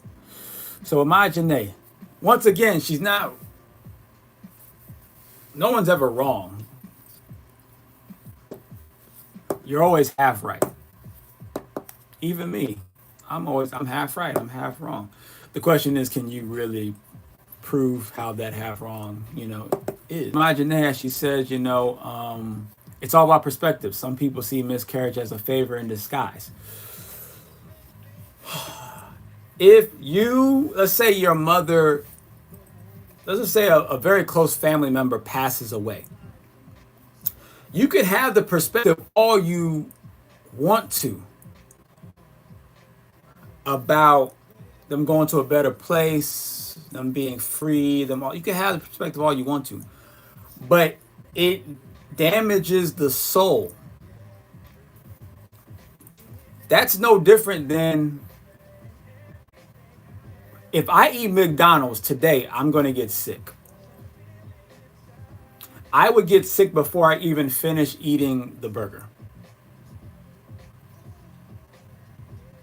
In fact, I would get sick before I ate the burger. I know because I haven't eaten McDonald's in a long time, but I've done, like, when I decided I'm going to not eat certain things, certain unhealthy things. As soon as I go a little while out doing it, and then as soon as I decide I'm going to do it and I go and buy it, my body starts reacting in a sick way. I start getting a stomach ache. I'll start getting gassy. I'll just start having all the effects, and I haven't even ate the snack or whatever it is that I'm about to eat. My body will preemptively start reacting to it, right? Because it already knows what's going to go down. It's like, so it's already there. So, but understand that when anybody eats McDonald's, it damages the body. Eating McDonald's, like I used to when I was a lot of my, all my youth life, right? You don't notice the damage. Your perspective is popcorn shrimp. That's like an inside joke with my biological father. He eats whatever he wants to eat, but that's something that he ain't gonna do. Eat any type of fish thing from a 7-Eleven. He's like, that is the final, that is the last straw right there. I can't. That is the boundary, right? But but people do it, right? And it doesn't bother them at all. Same thing goes for the soul. Just because it doesn't bother you emotionally and mentally on a surface level, it is still damaging your soul on a deeper level. You just got into a place where perspective doesn't save you from damage. It can make it easier to handle the damage, and it can even sometimes numb the damage altogether, but it cannot save you from damage. And that's something that I want everybody to understand and realize, that there's a lot of things that are damaging us and we are just totally numb and unaware that it's even happening. Oh, shit. Z-Cynic Cook said signal's bad. That must be why we have such a low amount on YouTube. So you might have to go on Instagram at Crystaline Mars, or on Facebook at Crystaline Mars. Shit. So Majane says, or that the soul completed its purpose in utero and its mission was finished. And her name is Jane. Jane, Ashe, Jane. It's ways to make peace with and heal from the trauma of miscarriage. Yeah, there are ways, but it goes a lot deeper than just a few Ashes. I'll say that. Let's see. Britt says, "What if you miscarry but not remorseful?" I mean, if you miscarriage and you're not remorseful, that just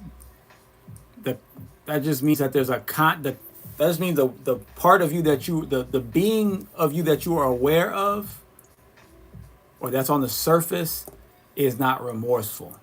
You have multiple sides to you. And there's a side to you that is remorseful, and that's the side that you need to go find. And that's the side that you need to heal. Right.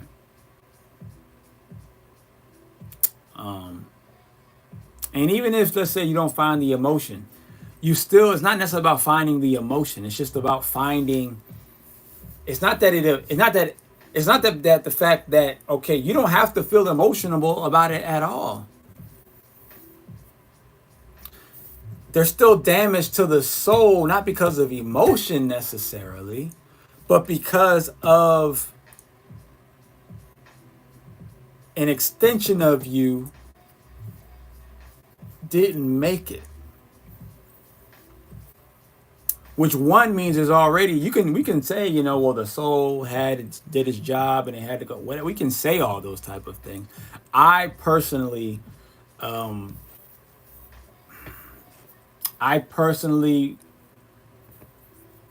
like my heart chakra right now is like, I could feel it. So I can, we tapping into some things right now, and I might be tapping somebody's heart chakra right now. But it's there's still deep healing that needs to be done, whether you know it or not, right? You might not be able to see it. You can't even feel it, right? But so many people have so many diseases and things going on in their body. But if you look into their eyes, all those red lines, you think that it's from like sleep or something. No, that's the sicknesses and diseases in your body. If you got your eyes are not supposed to have any red veins at all, or you have any little brown marks or anything like in your eye, unless you got hit in the eye or something, like scratched, the eye got scratched or something. Otherwise, you shouldn't have any marks. There's all kind of sicknesses and diseases in your body if you look at your eyes. Right. It's there. There's deep healing that needs to be done. You can do the detoxes and stuff all you want to. If you still got them, if your eyes still got them marks in there, still got them red and them brown marks and those red veins popping out, that detox you did wasn't enough. It's the same thing when it comes to stuff like miscarriages. Duublé said that's a form of spiritual bypassing by saying it was divine, but truth be told, it really hurts or affected you negatively. Ashe, right? You know, we can say it's divine. I mean, well, what is divine though? I mean, you can change the definition of divine, like, you know, to fit whatever it is that you want to fit, right? It is divine, technically, but just because it's divine doesn't mean that it's not damaging. It doesn't mean that it's, in one essence, it was supposed to happen because it's divine. Another essence is like, if you get robbed, or if there's crime in your community, you say, well, it's divine, right? It's divine. I'm supposed to get robbed. That person on the street was supposed to be stabbed. That person over there. See, but we wouldn't say that because that wouldn't change the outcome. No, we would say, no, we need to do something about all this crime in our neighborhood. We need to, you know, maybe there's too much littering going on. We need to pick it up so we can change the way the vibration looks, right? Maybe we need to change the colors. Maybe we need to, you know, fix up some buildings. Maybe we need to, you know, talk to the gang members. Maybe we need to change the diet in the community. Maybe we need to have meetings with the parents. You would do something to fix it. But see, if you just say it's divine, then there will be no need to fix it. Now, would there? Because that means that you're not really fixing it either. That means you can't fix it because it's divine. If it switches, it's because it was going to always switch to begin with, right? So that's why it gets tricky. That's why it gets tricky. So I try not to go that route because it's not incorrect. It's just not correct in the way that I need to be correct. I've been on pain medication, says Shanae, or Shanae, and I'm not happy about that at all because I've been learning to heal myself. Ashe, I would say take some chlorella pills. That's what I would say. Get some chlorella supplements. Britt says, what was the name of that movie? Well, I was talking about the show, The Blood of Zeus. It's actually, it's a cartoon. The Blood of Zeus, it's on Netflix. My Janae, I think that was, or did I say anything about any movies? I think I just said the show. My Janae, do y'all think it's possible for a kid to be bad karma? Interesting. Like, I know some side pieces that got pregnant and it ruined their life having the baby. The relationship ended and the kid brought suffering. Well, I mean, if it's all divine, I guess there's no really such thing as that, right? I don't know. But do y'all think it's possible for a kid to be bad karma? Yes, anybody or anything can be bad karma. It's not because they were side pieces. That's not why the child is presenting bad karma, right? That could be one of the many reasons, but that's not multiple reasons. It's the poor environment that we're in this day and time. It's the imbalance biologically or health-wise by the father and of the mother, right? The pH balances is off. The spiritual energy is off. The toxicities in the bodies, you know, is all over the place, right? Parasites, all those things, right? And then more than likely, those women or that woman is on the negative side of their karmic chart. See, there's a negative side and a positive side to people's karmic charts. You got to know your karmic chart, right? This is the cosmology. This is cartomancy, right? So if you're on your negative side, then you're going to receive negative results, and one of the negative results might be the negative children. You also are putting those children on and then they also have their children going down the negative side of their karmic charts, causing them to act negative because you got them in a negative environment, not necessarily like negative, like it has to be like gangs or something, or drugs, or or even anybody who's like trying to hurt them, or just be a bad influence.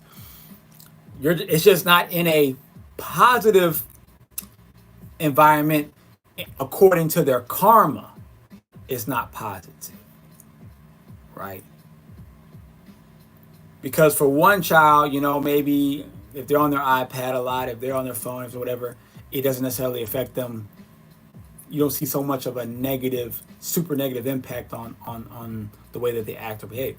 But for another child, it might have a super negative impact based on what they're eating or what they're watching or whatever, because the karmic charts are different. Your karmic chart, understand, it's not just purely spiritually what happens to you.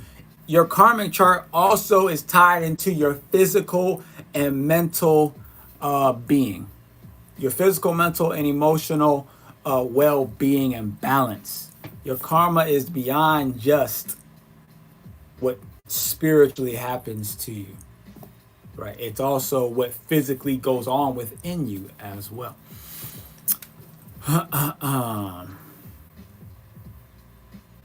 You are welcome, Z Shanae. So it's multiple reasons why they are suffering. It's not, you can have a side piece baby, right? But it depends on how all that went about, what's all going about now, and how prepared they are to even raise a child, and to guide a child, and lead a child, and what type of father, who was the father, what type of energy they got. It's so many things, right? Now, if they had, let's say, let go of the child, they still would have a blemish on their soul. It can be healed, yes, but the blemish is there and you got to deal with it, right? The fact that they don't have the father there still creates a blemish on their soul. The fact that they maybe even hate their children, or have such a negative, they're suffering from their own offspring, is breaking the soul as well. All of these things are damaging the soul. All of these things, right? So God's always wanted to be.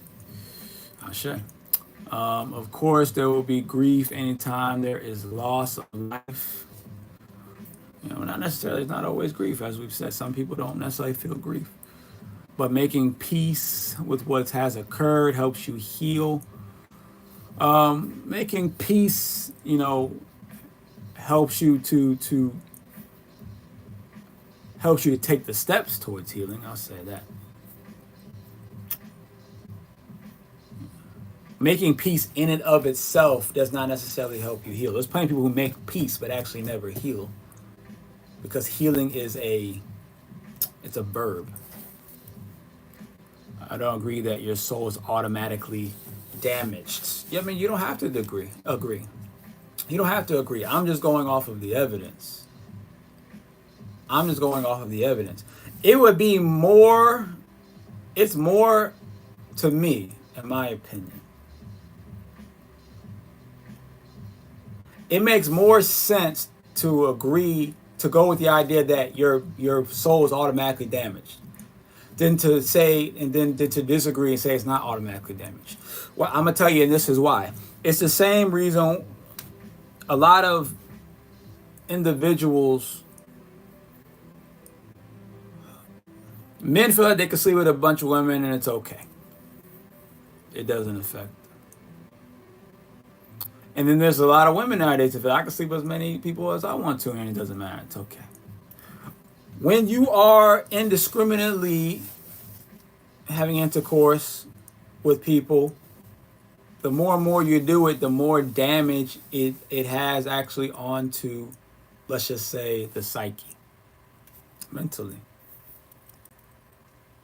Each person, it affects you.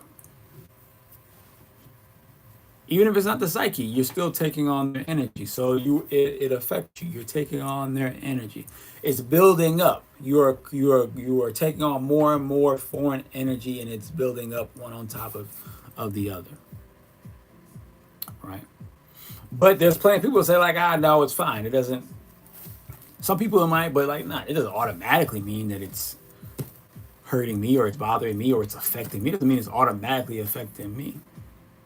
And people say that because they don't want to face the reality that,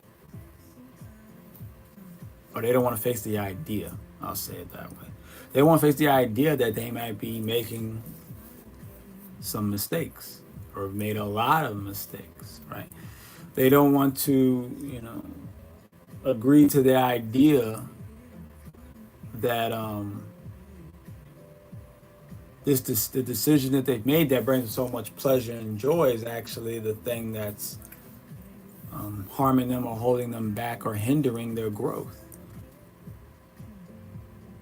But what if you were to say, instead, the other way around, well, that is damaging. The more and more partners I have, the more damage it does create. Therefore, I need to be very particular and very picky and very selective about it, right? Okay. If you go that route and you're super selective, even if you only been with one person all your life, maybe two, maybe three, that's it. There's nobody that's going to say, hey, you're damaging yourself by not sleeping with more people. There'll never be anyone that says that. You are damaging yourself by not sleeping with enough people. They'll never say that. So at least if I go, but if you sleep with a bunch of people, man or woman, there's a lot of people that will say, hey, it's damaging this, and there's some people that will also say, no, it's not damaging, right? But if you come from the standpoint that, well, some people disagree and agree with this one side about sleeping with a bunch of people, but everybody agrees if you sleep with hardly anybody, everyone's gonna look at that as there is essentially zero damage that can happen by following that path. So what's better to be, like I said, better to be safe than sorry, right? That, hey, if I am, maybe I think I'm not damaging myself by sleeping with all these women, right? I'm a man. But since I have maybe slept with 100, 200, 300, however many, women it is for that man, maybe I should at least try to heal myself just in case I have been dramatically damaged from having a miscarriage. But we know that if you don't have a miscarriage, you're not damaged. We know that. If someone doesn't die, we know that you're not going to be damaged from people not, like, no one's ever saying like, yo, you need to have more deaths in your family so that you need more deaths in your family so you won't be as damaged. Like that, no one will ever say that, right? So then it's safer. It makes more sense to say like, maybe there's a possibility that you're not automatically damaged from a death in the family or someone close to you, but there's a greater chance that you've received soul damage from the death than if there wasn't a death. Therefore, I should try to do some active healing just in case. And if you always take it from that standpoint, this person has died that was close to me, or even it's a cousin or whatever, right? A friend. I need to do some healing. Even if I don't really feel that bad about it, I should probably do some healing anyway. Just in case. Just in case my soul is damaged in a place where I didn't realize it was damaged. Because the damage might be really small. But damage happening over time can eventually... This in your absence, Ashe. Let's see. Death is just as natural as life. We grieve, but what is grief? I don't believe death is natural. There's no real evidence to me that death is natural. It is normal, but I don't think it's natural.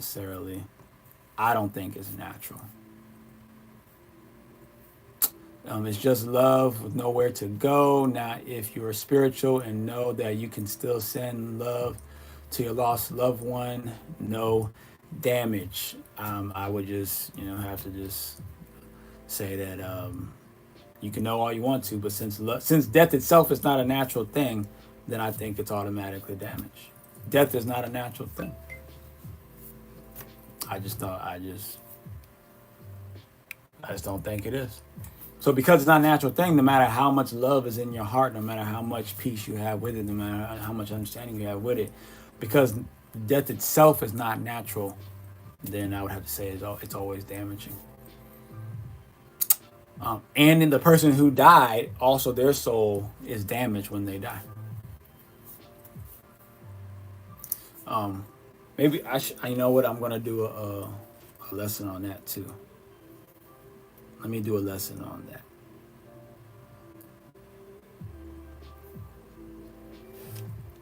We'll get to that one as well. Imagine what's making it. To die or to not be born means you didn't make it. That's perspective. If it happened, it was meant. It was written. If it wasn't supposed to happen, it would not have. Well, that's what you. Well, then that would mean that we don't have choice. I guess Majane is saying we don't have choice. We don't have free will, and we're all just victims of reality. And she's okay to have that opinion. This is not true. You can recognize fate and still exercise free will to get the outcome you desire. Well, you'd have to explain to me how that works.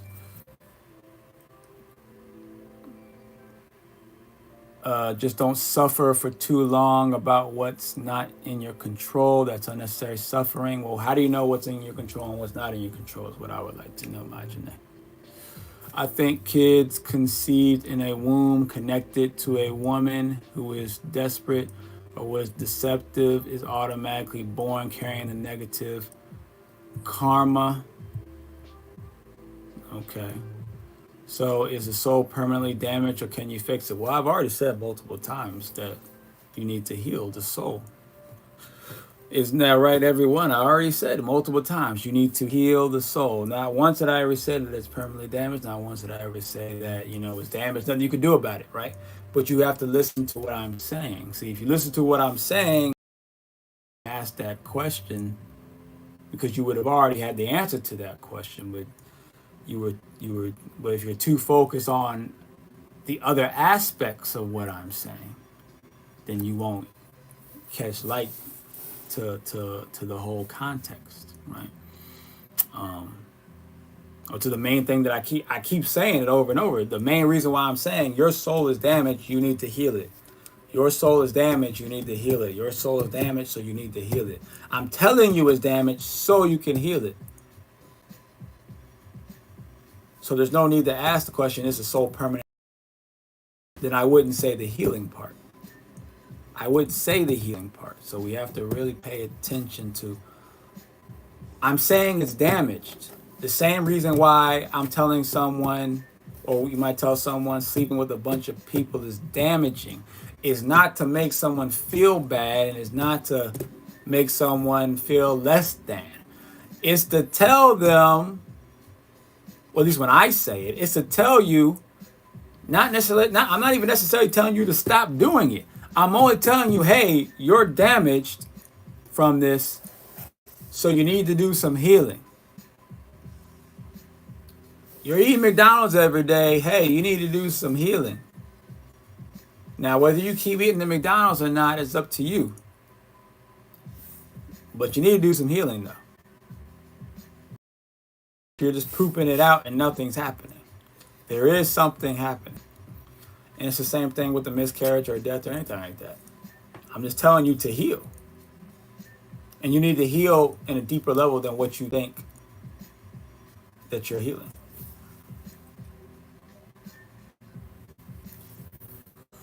I think my Aquarius moon is feeling emotions. That's interesting.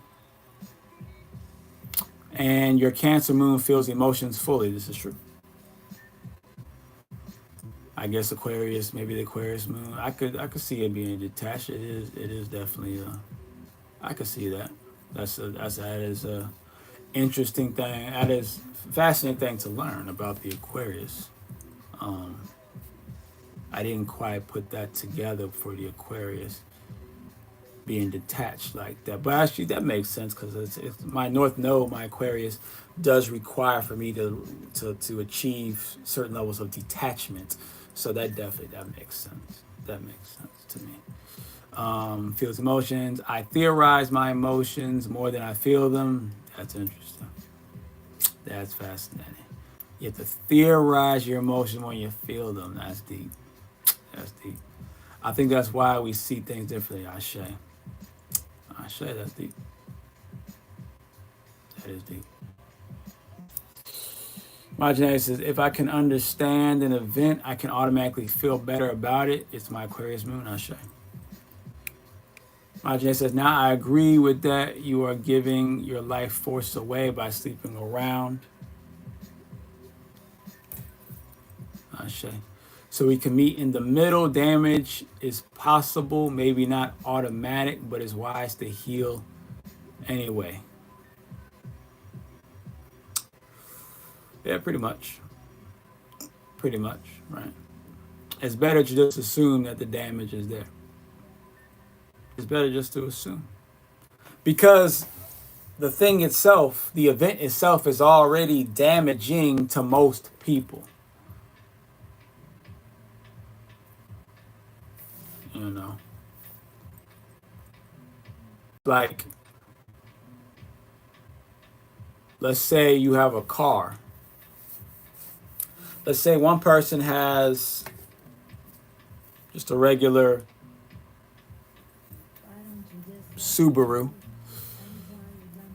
and another person has like a bulletproof truck, and then another person has that Tesla truck thing that's like almost indestructible, right? If someone shoots bullets into the regular Subaru, Subaru, you're gonna check the car and be like, because it's damaged. If someone hits the bulletproof truck, you're gonna check to see, because there's gonna be some cracks in it. It ain't gonna be all messed up like the Subaru was, a regular vehicle, but it's gonna have some probably cracks in it. The window's probably gonna be cracked a little bit. You're gonna have some cracks inside. You're gonna see some obvious damage. But then you got this indestructible Tesla. You're like, someone shoots it up, and you're like, I know it didn't do anything. But let me just check. You're still gonna just look at it real quick, just to be like, I know it didn't damage the car because it's indestructible, but they did shoot quite a bunch of amount of bullets. Let me just look real quick just to make sure. It might be like a scratch, or it might have been like a little weak point that I didn't realize. Just to make sure. You're gonna check. Because shooting bullets damages most things. So even if you think that certain people or certain, might be kind of indestructible emotionally or mentally or whatever, since most people would be damaged by it, it makes sense to would you, just in case, let me just,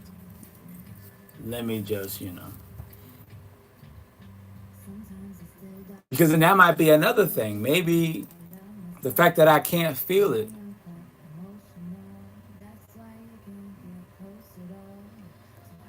might be an indication of a certain level of damage that's already there, that's keeping, you numb to the pain to begin with. Kara says, I heard that, felt very abnormal, not natural. Ashe. If you do everything right to care for the baby in your womb and miscarry, that miscarry is fate. I'm going to tell you why I'm going to agree with that.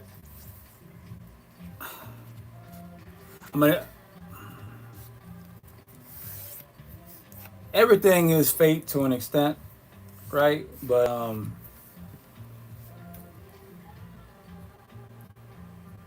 at the same time, everything is still choice. And that's because there's multiple realities. It was a fate in a certain reality, but there's a different fate in another reality. You got stuck in the reality where the miscarriage happens, right? If you do everything right to care for the baby, the thing is you assume that you did everything right.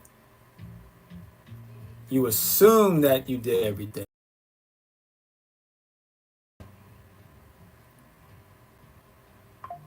Like, for instance, if you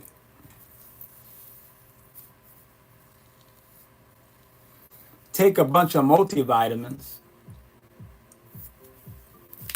but you understand vitamins are not really, or at least you've been told, if you've heard, like, there's a good indicator. You're like, well, you know, like multivitamins, just them just putting things together. But you did everything the doctor told you to do for a healthy child, and then you still end up getting any of the healing from maybe a prior, any of the healing. Maybe you didn't do enough research to really research. What am I supposed to really be eating? Did I break all the contracts with every partner I've ever had in the past? When's the last time I slept with somebody else? Is their DNA going to cause an issue? What's my pH balance? I mean, there's, when people say, if you do it, you say if you do everything, like almost none of us do everything. There's at least a couple things that we ignore, and we just hope for the best. So I rarely meet a person that I meet plenty of people that said I did everything.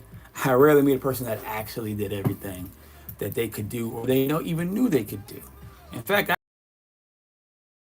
I quickly be like, how come you didn't do that? You knew you were supposed to do, how come you didn't do that? And then they got an excuse why they didn't do it. But most of the time they'll admit, like, yeah, I could have did that. So it's, I agree. If you do everything right to take care, but see, almost nobody does everything right.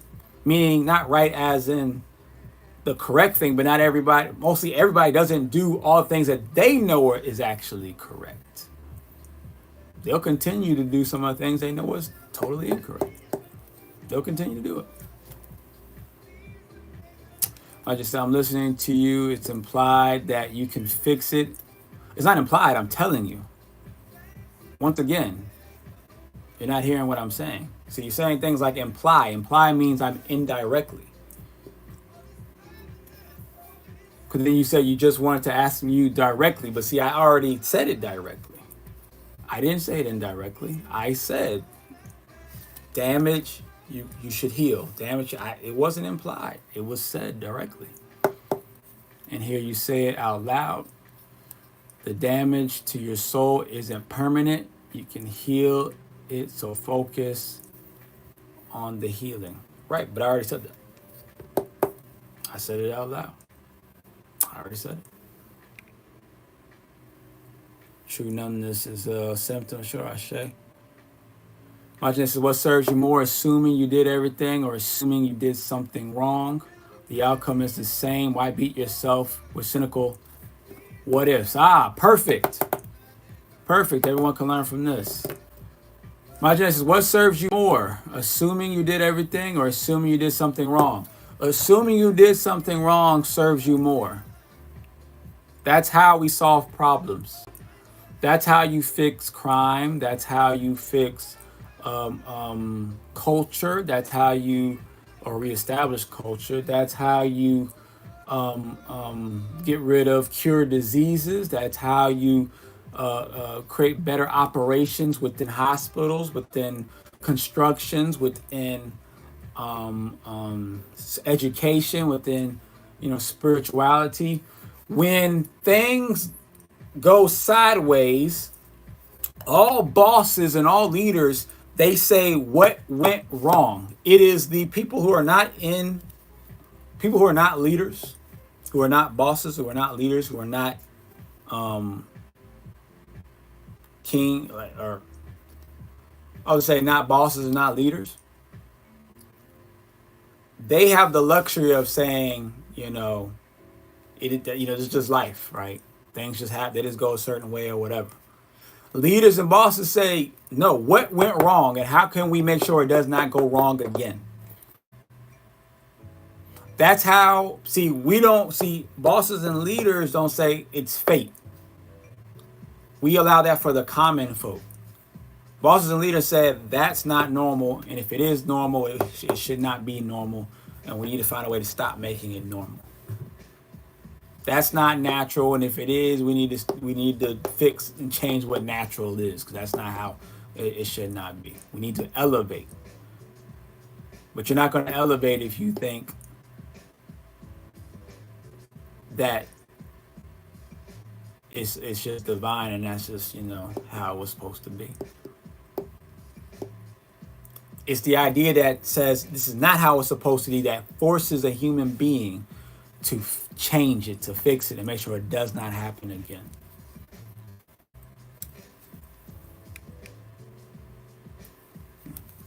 My Genesis, we have to have a level of faith. Faith. Sounds like some religious stuff right there.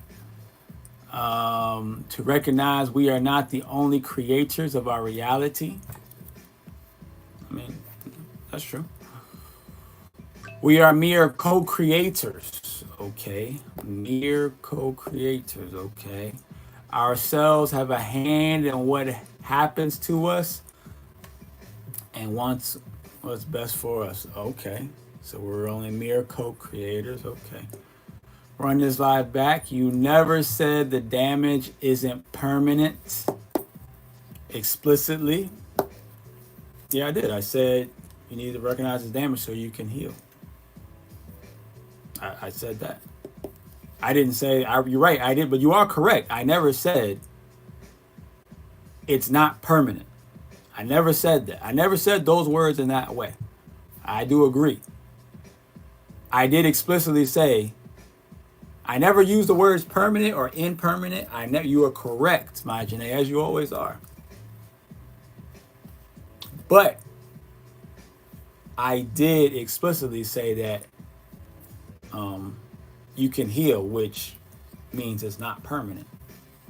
It's not an implication it's not permanent. That's just what it means. Right? My Janae says our higher selves are co-creating with us.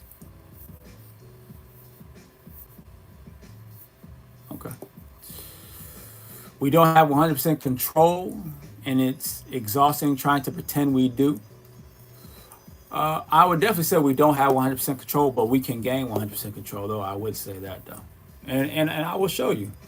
I will show you. I will show you. I'm in the midst of achieving such a level. Lucy, the movie. We're always showing ourselves these answers. Lucy, watch the movie Lucy. It will show you.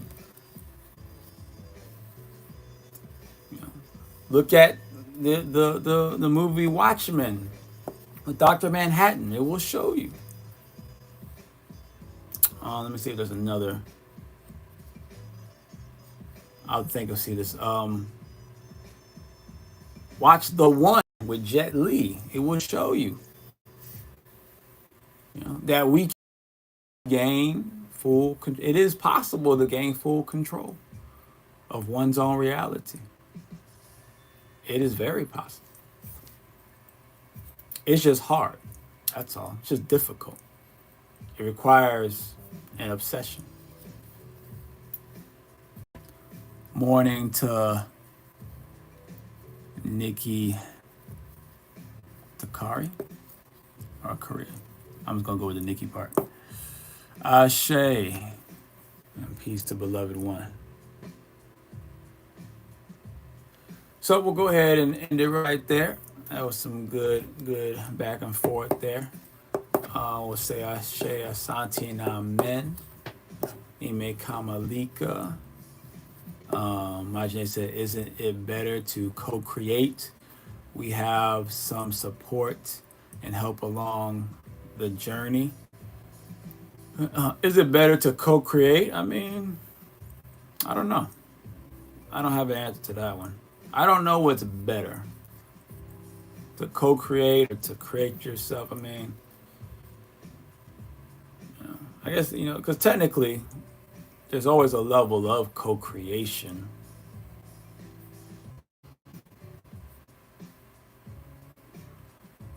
But I guess essentially you have to co-create.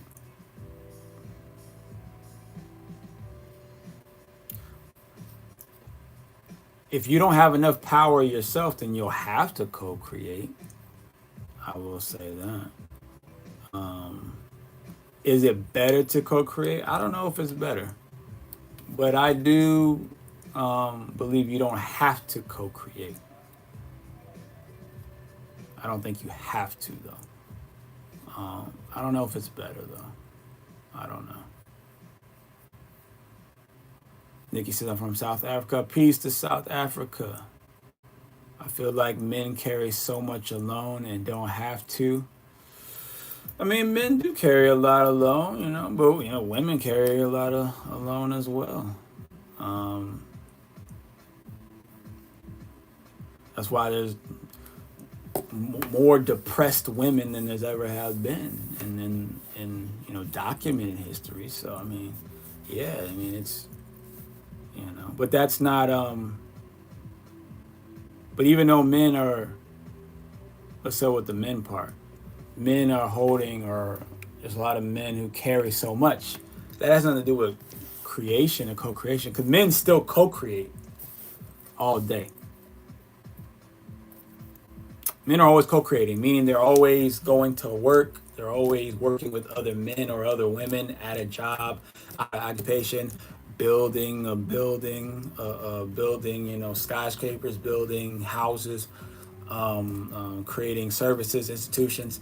So even though men might carry it, it's like there's a lot of women that carry stuff as well. We're still always co-creating with each other, right? Because we have to, because we have not developed enough of our soul power to where we could just create it ourselves. For instance, a bunch of people have to come together to build a house. But what if you could just think a house and it just appeared? There is no co-creation in that. That's just you creating what you want. All right. I think it's better to co-create when co-creating is an option and not a necessity. Right now, it's a necessity. But if we get to the point where it's only an option, then I think that's when co-creation is actually its most powerful.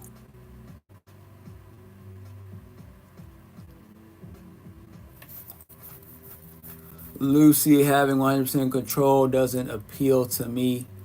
I invite help. Yeah, I understand that. Well, that just says it right there, that you're not ready to go to that level. It doesn't appeal to you to go to that level of transcendence, 100% transcendence. You're saying that you are purposely not trying to grow to your highest potential. That's okay. But now I have a better understanding of how, your mind works and what you're focused on. So women invite help more than men, though. Maybe, I don't know. I don't know about that one. That's what's commonly said, but I don't know about that one. I don't know if I quite believe that.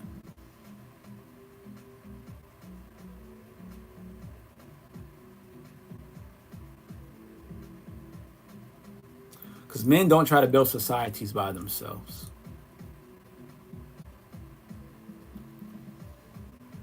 Men don't try to build societies by themselves. So actually, I think that men ask for more help than women. All right.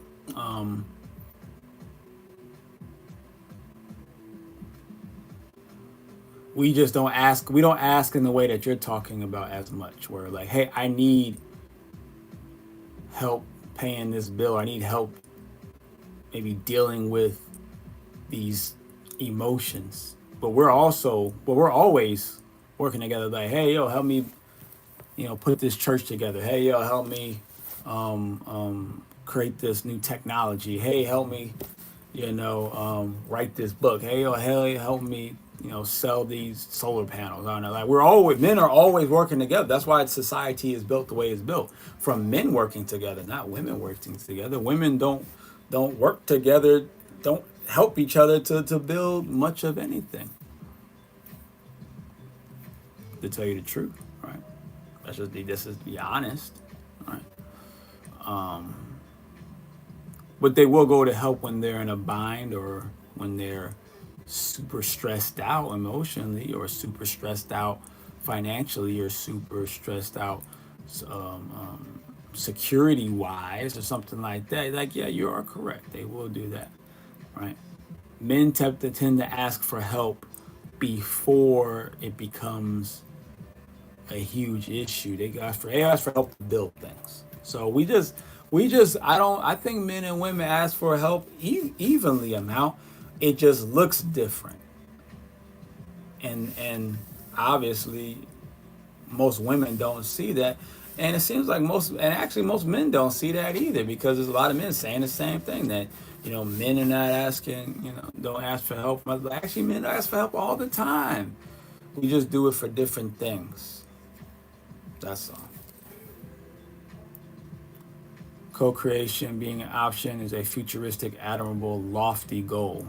Okay, it's lofty. All right, I get you. I don't think it's lofty. I think it was, I don't think it's futuristic. I actually think it's something that we've used to do. And something that, based on fate, right? We want to go based on that type of concept, based off divinity, we have to go back to it again. It's just, that is natural. Where, we once, co-creation was optional, and once again, co-creation will be optional again. And then we'll probably lose that ability to be option, and it'll be a necessity once again, and then it'll go back to an option once again. That just seems to be how life seems to happen in cycles. So, I don't think it's a lofty goal. I think that's just how it's going to go. Like, it's just, at some point, eventually, it's just, and that's how I believe other societies in other parts of the universe are already doing. And then some of them are just closer on the way than we are, and then some of them are going away from it, like in the way that we have. I think it's just the way it all works. My guess is maybe it's by design. We don't anymore. Co-creation has its benefits. It is by design, as I don't know if it's well, you might think it's a positive design. I would say it's a negative design, but it is by design. It's definitely a design. Well, so I'll say that, and it's that this design it seems to be a necessity. That just seems what the evidence seems to be. Shiva Bay says, is this because of jealousy or just because of proud? I'm trying to think what that's referring to. Is it because of jealousy or wait a minute, what are you referring to? The men or the women? I'm not sure who you're referring to, the men or the women, as far as like asking for help or assisting. I'm not sure.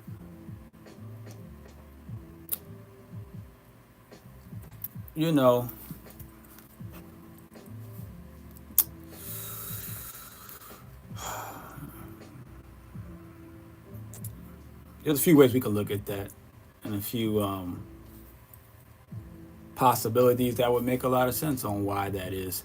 But I'll just say, I don't know exactly.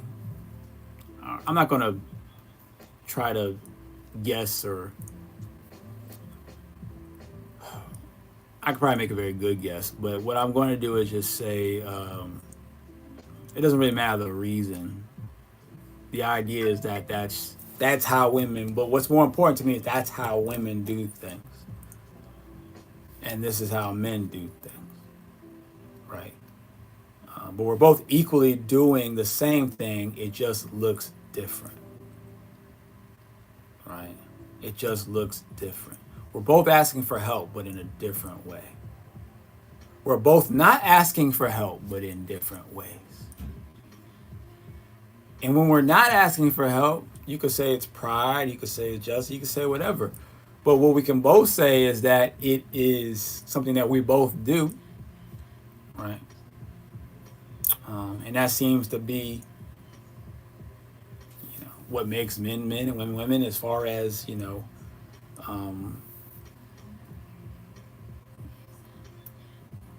our one's feminine, one's masculine, right? So it just, yeah. And I there's going to always be these very obvious differences between men and women, between the masculine and feminine. That's just part of that is natural. Now the way we do it, we can debate whether or not that's natural, but the fact that we're doing it differently, that is, always natural. I'll always say that.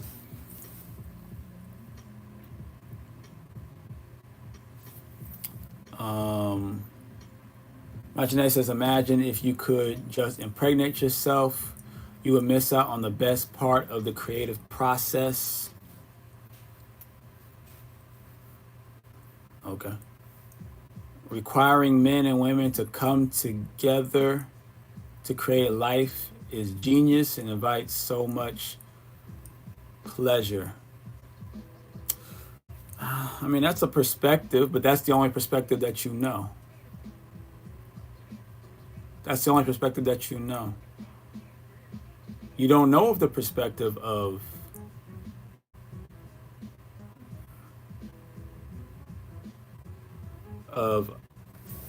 why would, if a being could impregnate, why would they even impregnate themselves? Maybe they would just want to just create the being from their mind, or out of the earth, out of clay, kind of like how they said God did, right?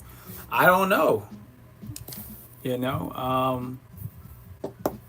Right?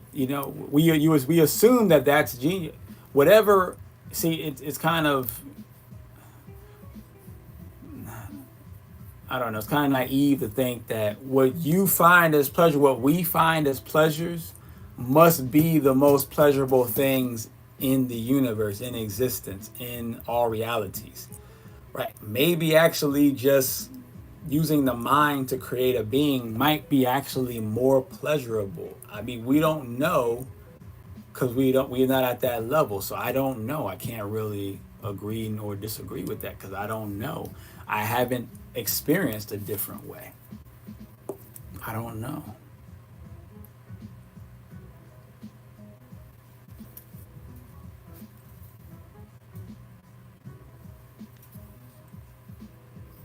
So co-creation is greater than complete control, right? I mean, I think that's, I don't know in what way is it greater, but I'm sure in certain ways it is greater. In certain ways it probably is.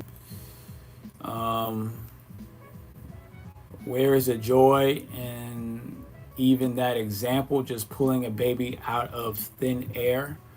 Where is the joy? Well, that's the thing. You wouldn't understand it because you've never done it. You wouldn't understand it. You've never done it. But there's obviously beings that can do it. There was a being that did it. When you do it, when I'm in the dream world, I enjoy being able to create things from my mind when I'm able to do it successfully. Right. So,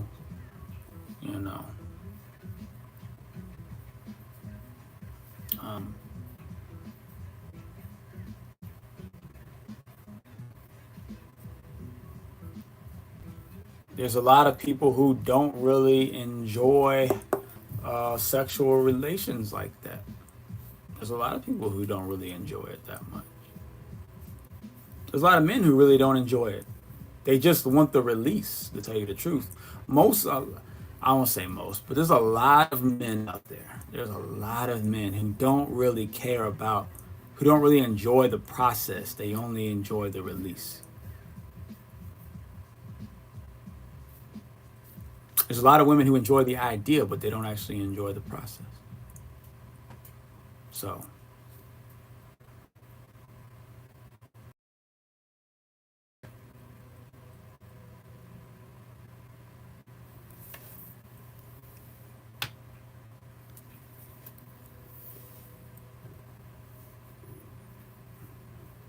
No, I'm not arguing that there's no pleasure in it, because I never said such a thing. And I would never say such a thing. And now we don't do it alone and welcome that. I mean, it's based off of what, my understanding. It's more out of necessity. It's more out of necessity and not out of geniusness. But there's a certain level of geniusness, though, to it, though. We can go into another time, though. So we'll go ahead and say, Amen. Kamalika, it is done. And I will catch you tomorrow. Ashe.